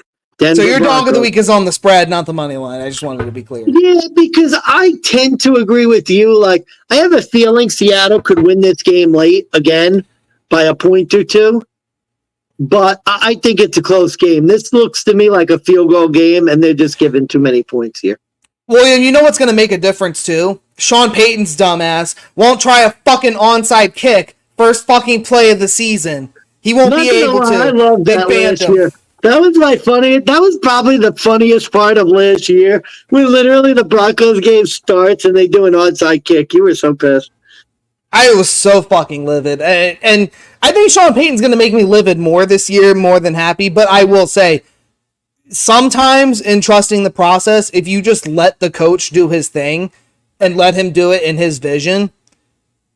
Prime example is like the Giants, like Dayball, like he's kind of working with what he has, but he kind of said it too, like in Hard Knocks. Look, you fucking paid for Daniel Jones. We have to know if we have a quarterback. So we're going to put him in a situation where we have to see if we have one, because if we don't, it won't matter if we have a Saquon. We're going to lose him anyways. Let's see what we got. Sean Payton, last year, for his credit, worked with what he had and said, okay, let's see what we can work with. Let's see who works, who doesn't work, who can I get rid of. And that's what he did. This is the kind of year where I would say, okay, he's got a Bo Nix, a very serviceable quarterback who, let's be honest, is young enough to just look at his coach and just trust him blindly and not question him, which Sean Payton kind of needs that. Because last year, I feel like part of the contention was Russell Wilson questioning him, Russell Wilson thinking he knew what was best and knowing how he could play. But now you have a Bo Nix rookie who really doesn't know any better in the NFL, and Sean Payton could just tell him, look, on this play, throw to the slant, throw to the out, just trust your throw. And he looks fucking good. And sometimes that mindlessness, it could make the difference. Broncos plus 5.5 is going in the contest, for sure. But I don't, money line, I can't do it. Yeah, I agree. That's going to be a bet for me. That's going to be probably a contest play for me, yeah. But over of the week, 41.5, way too low. I mean, 24-21 easily breaks this. 21 lean over, but I'm not as confident as you. 23-20, even if it's a bunch of field goals. Don't worry, Will Lutz will miss one, but oh, Jesus Christ. All right, moving on to the next 4 o'clock game. It is the Dallas Cowboys with the newly signed CeeDee Lamb on his deal going into Cleveland with the return of the misogynist Deshaun Watson. And the Cowboys are catching 2.5 points on the road as a road non-conference underdog, plus 118. Cleveland, minus 2.5, minus 138 on the money line on FanDuel. Over-under set 42.5 points. Whew, boy, oh boy. A lot of sharps high on Cleveland, down on Dallas. Where are you at, Money Mansman? Well, trying to think. 4 games left. I guess I need a fade of the week, but it's a real, I hate to say it because it's a real weak one. I'll go with Dallas here. Here's my thing. Dallas, very good as favorites. Not good as underdogs. Lost 6 straight as underdogs. Cleveland, on the other hand, 7 straight covers as home favorites. What's my thinking here? No Nick Chubb. The return of Deshaun Watson.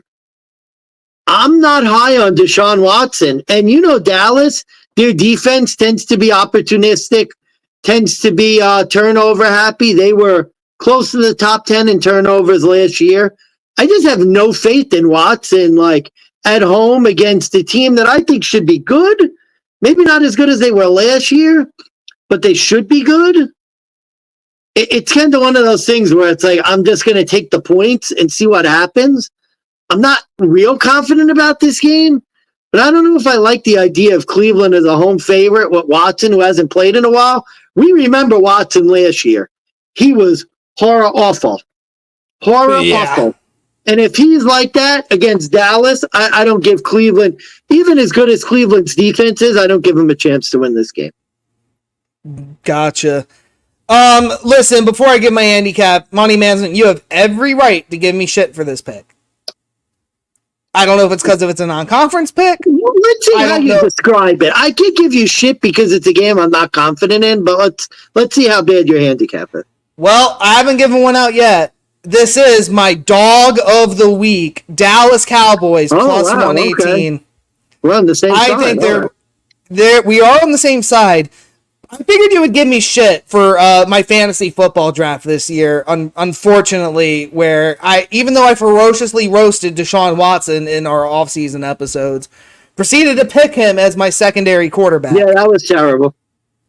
Not much of a choice, and that's another issue for another day. Look, here's the thing with Dallas. I know Deron Bland is out. Ezekiel Elliott's back for whatever that's fucking worth.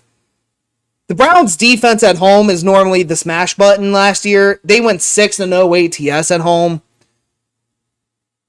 Cowboys still have one of the front four D linemen with DeMarcus Lawrence and Micah Parsons.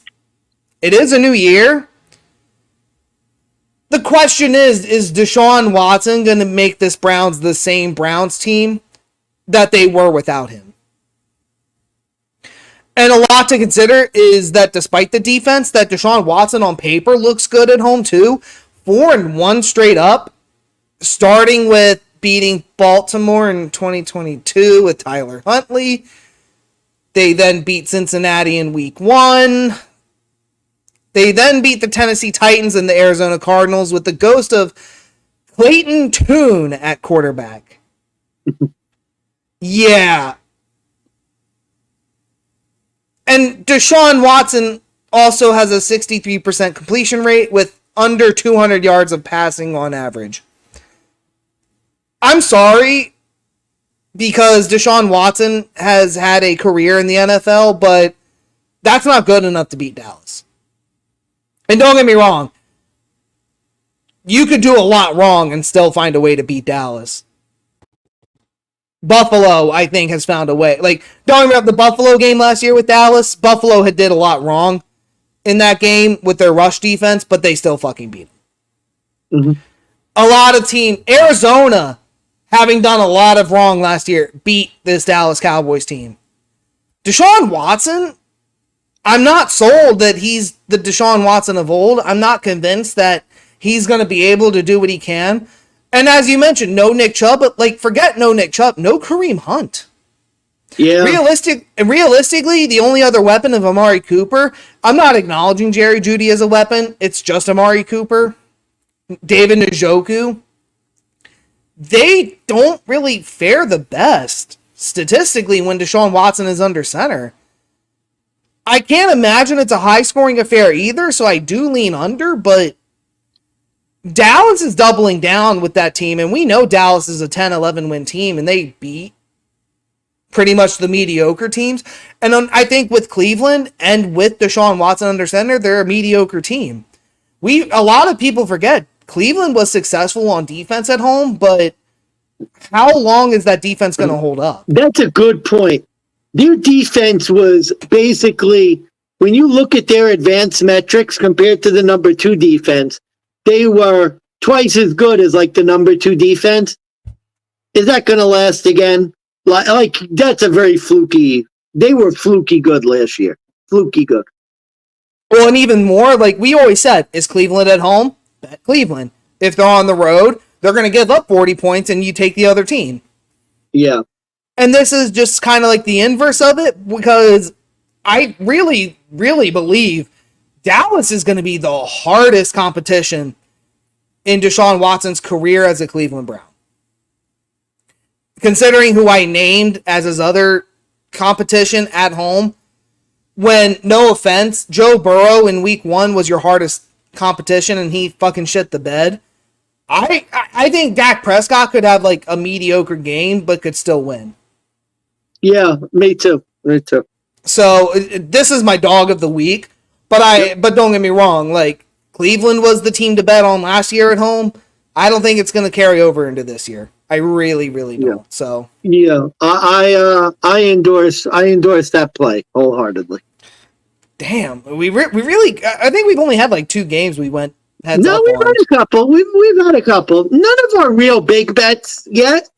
And We I still don't have think time. this week the big bets are going to be in competition. But Not yet, but we'll see. We got one more 4 o'clock game, 4:30 on Fox. The Washington Commies, aka the Commanders, new head coach Dan Quinn, new quarterback Jaden Daniels, traveling as a road underdog, plus 3.5, plus 148, going to Tampa Bay, who is minus 176 with Mount St. Mary's alumni, Todd Bowles, minus 176. Over under set at 43.5. Yeah. Oh boy. This was my other shit. Yeah, this was my other shit game of the week. I just have a really bad feeling this is going to be a boring, god awful game. I'll once again remind the people: rookie quarterbacks in their debut, 2-9-1 straight up since 2016. Head coaches in their debut, although this is not a rookie head coach, 40% on the clip since 2015.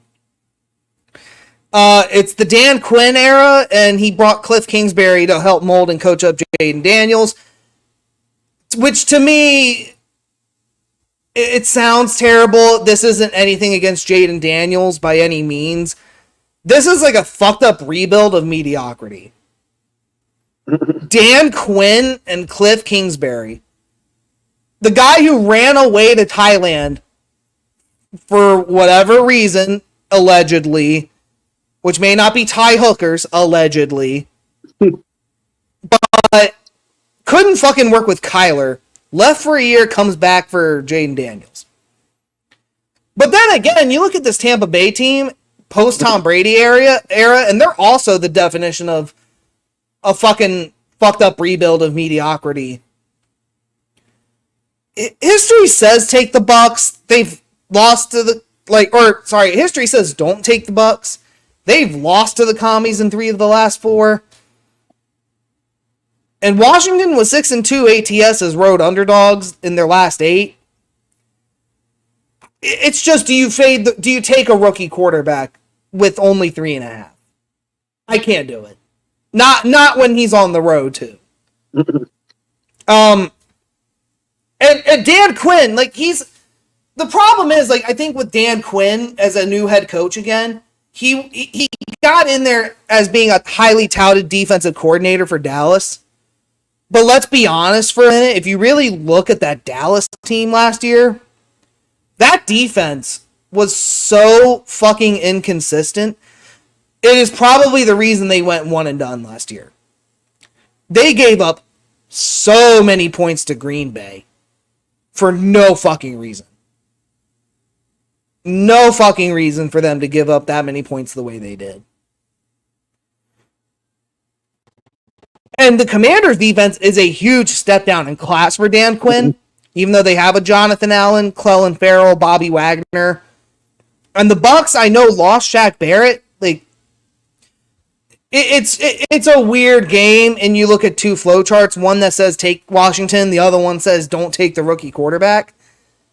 I don't think it's Jaden Daniels' fault this week, but I'm not taking him.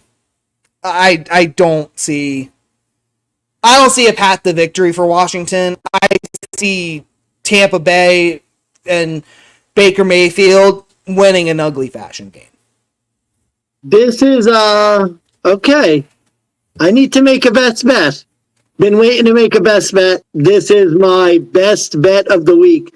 And on DK, you can actually still get a -3 on the box.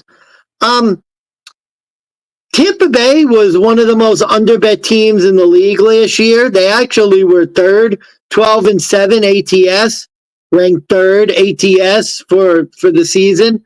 And they're still underbet. Tampa Bay was a playoff team last year. They won a playoff game, I think. I think they won a playoff game, or at least performed they well beat in a playoff game. They beat the Philadelphia Eagles. So this is a team coming off a playoff win against a rookie quarterback on a team that was one of the worst in the league last year. And they're a 3-point favorite or 3-ish point favorite at home. To me, these are the types of games Baker Mayfield does well in, and they win. There are some numbers that say Washington, good covering against the NFC South. But I just think the number here is way too low for a rookie quarterback against a team that was in the playoffs last year. I know Tampa wasn't the best playoff team in the world, but they're a solid team. Bowles is a good defensive coach. He's going to have some things prepared for the rookie quarterback. Tough first game for Washington. And to me, this is best bet. This is my survivor play as well. Tampa Bay. Wow. -3.5, Tampa Bay. Yep. Best bet. Best bet. Wow. Backing Baker Mayfield under 44 for that reason as well. I think Daniels is going to have a tough time against that Bulls-led defense. I really do. I actually went over on this one. We forget Washington has kind of boosted up that offense, but also by boosted up, I mean Austin Eckler. Mm-hmm. It's going to be close. This is another number, 44.5. I think it's going to be a very, very close number. I could see this being, what is it, 41.5? I mean, it just, or 43.5. I mean, 24-20 hits this. Maybe I don't see it that way, but like, I see this just being like Tampa ends up getting 31 by the end of the game. Washington also, too. I know we mentioned Arizona and Denver having the worst defenses. Russell Wilson put up, I think, 30 plus on this fucking Washington defense. Daniel Jones cooked this defense. Daniel Jones has cooked this defense multiple times. Cutlass has cooked this defense. Yeah, I just don't have any faith that the defense here will keep it to a low score. That's my reasoning for it going over. But it makes sense. I mean, if you don't think Washington will score, but I think Washington will have plenty of opportunity to at least get some points on the board, I think it's just going to push it towards the over. This would be a line, like, for totals, I would throw it in a teaser. If you like the under, I would tease it. Yeah, that could work. All right, now we're moving on. 2 games left. We're into the primetime slate. It is Sunday Night Football. It is the Detroit Lions coming off that NFC Championship loss. 17-point margin they gave up. They are now coming back into this season, 3.5-point home favorites, -180. They are hosting Matty Stafford once again and the LA Rams, +152 underdog. Over-under is now 51.5. Yeah, Money Mansman, Sunday Night Football. I have some trends for you. I could read them out if you want it, or I could let you go. Why don't you read out the trends and we'll see if you're matching my thinking. Sure. Favorites on Sunday Night Football. If you bet on the favorite team on the money line and just re-rolled it, you could have made some serious motherfucking money. Favorites went 13-4 straight up last year.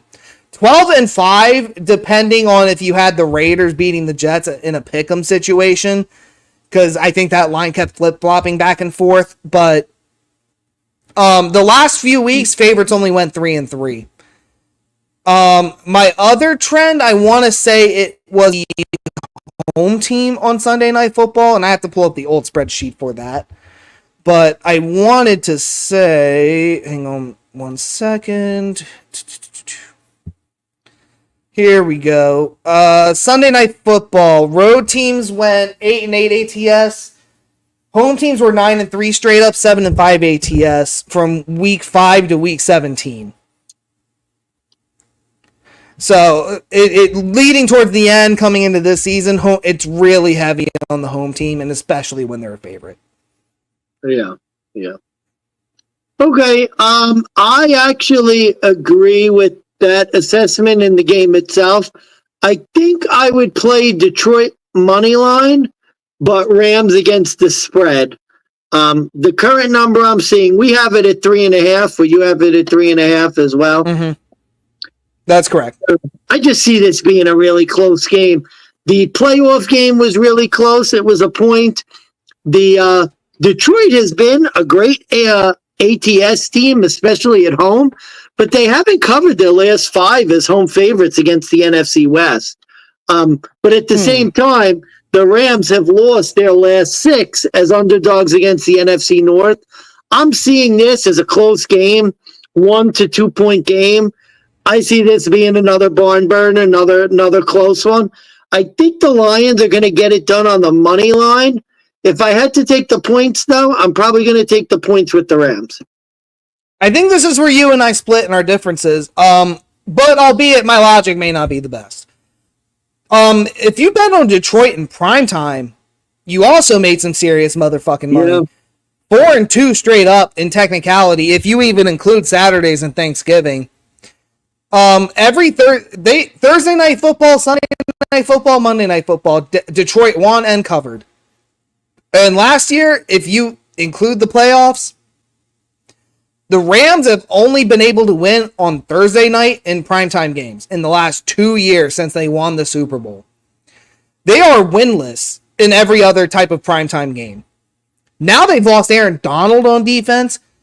They are getting Cooper Kupp back, though, and in years past, the Rams have done nothing but lay complete eggs in these types of matchups in primetime. And with the Lions only putting up 23, I think this could be a blowout potential. I could just see Detroit fucking laying a whooping on the fucking Rams in this week. Oh, wow. Yeah, I don't see that happening.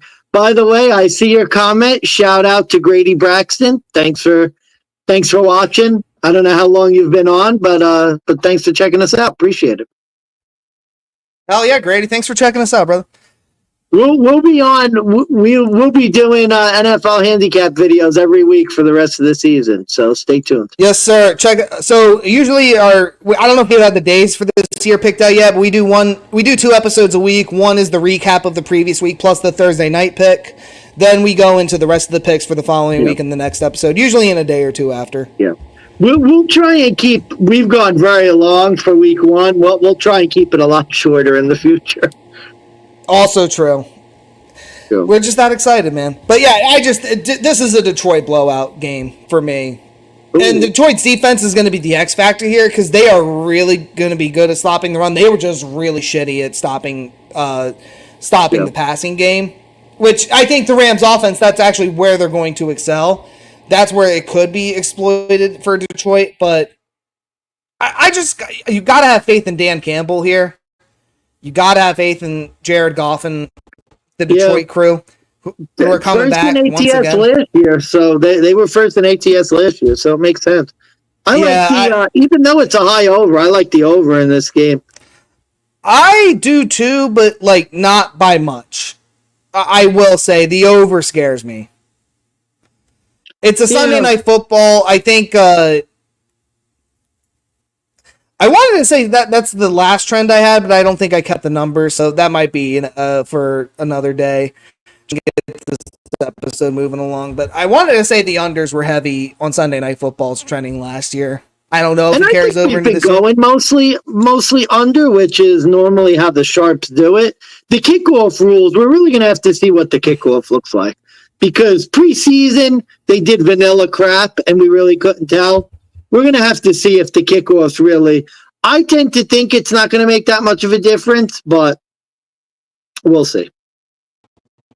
I don't think it didn't make much of a difference in the XFL other than the fact of we get the imagery and we get the action of a kickoff, but really there wasn't that much of a difference. For the most part, they started around the 25 anyway. Well, if anything, I think, too, it's going to prevent kickoff returns for touchdowns. I don't think it's going to make that any better. Yeah. So, supposedly it's safety. Supposedly it's a trial year they're doing this. I don't expect them to keep it past this year, truth be told. But neither here nor there. Finally, we're into the Monday Night Football game. Monday, September 9th, it is the reigning, defending NFC champions, the San Francisco 49ers, laying 3.5 on home turf in the return of Aaron, I'm immunized from COVID-19, Rodgers. He is a 3.5 point road underdog. Monday Night Football. Yikes. Over unders 43.5. Mansman, I have not given out a best bet yet. This is my best bet Give me the goddamn Niners. Minus funny. 3.5. That's funny. It was a debate, but I mean, do I have to run the numbers? It's Aaron Rodgers versus the Niners. How many times has he won against them? Or even more importantly, it's the Niners at home. How many in a row have they won at home? Yeah, but they haven't covered the last 7 at home. Which is fair, but what were those numbers? Probably pretty. To be fair, one of those was week 18 in crap time. And then, yeah, a couple big spreads. 16 points Seattle, 13.5 Tampa. They did lose to Cincinnati at home. Yeah, and I'm looking. Yeah, they don't cover, but it was huge numbers. You're looking. Like the last 6 I'll go through. They beat Detroit. They were 4.5 point favorite. They didn't cover. Or they were a 7.5 point favorite. They didn't cover. 10.5 against Green Bay. They didn't cover, but they won. Now they did lose outright. Baltimore and LA Rams in the regular season, where they were favorites. And then 14.5, 13.5. They haven't been this low of a favorite since they hosted Dallas back in week 4, I think, last year. And, it wasn't even fucking close. Or that was a playoff game in 2023. That's the one I'm looking at. So, even going back to regular season, December 2022, Tampa Bay, 3.5 point favorites. They won 35-7. And no offense, but we said this last year before Aaron Rodgers took 3 whole snaps. What the fuck's he going to come back as? Yeah, that's a tough defense to start up against, especially if the Jets' O-line isn't secure. Aaron Rodgers might be picking grass out of his helmet quite a bit. Yeah. I forgot what the number was. If you look, there's the Action Network. They have the Favorites podcast. There was someone who threw out numbers at the end. They're saying that Aaron Rodgers' average and his numbers are equivalent to Desmond Ridder, Ryan Tannehill, Marcus Mariota, after his last MVP season. I really do believe this is the downward trend of the Aaron Rodgers career. Is Robert Saleh going to be Robert Saleh going to be a competent head coach now? Well, when the Jets are going to go into San Francisco and beat Christian McCaffrey. Forget the whole Deebo Samuel, Brandon Ayuk, who by the way they both re-signed. There's still weapons there. George Kittle is still there. Is Sauce Gardner going to do pass interference the whole fucking time? Is he going to hold? That's not going to win games.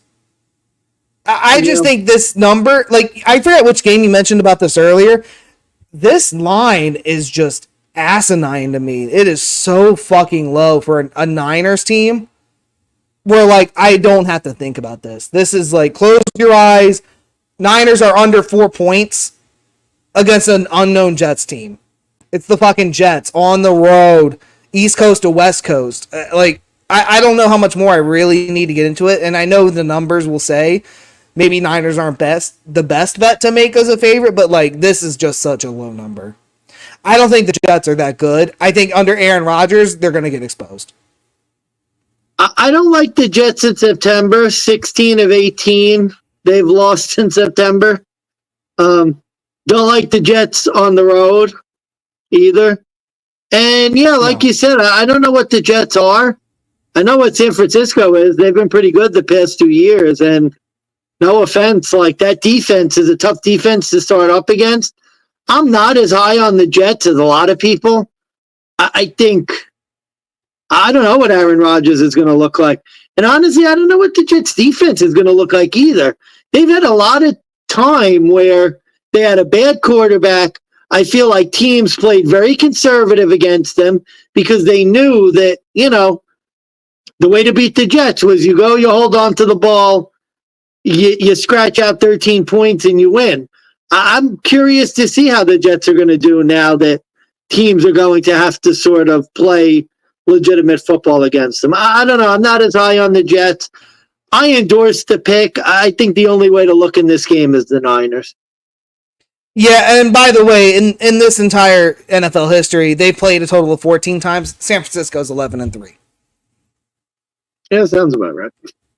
And you're getting a 3.5 number. Like, let's be honest, San Francisco, rarely do you get them this low of a number. Even in the fucking playoffs, you never got them this low.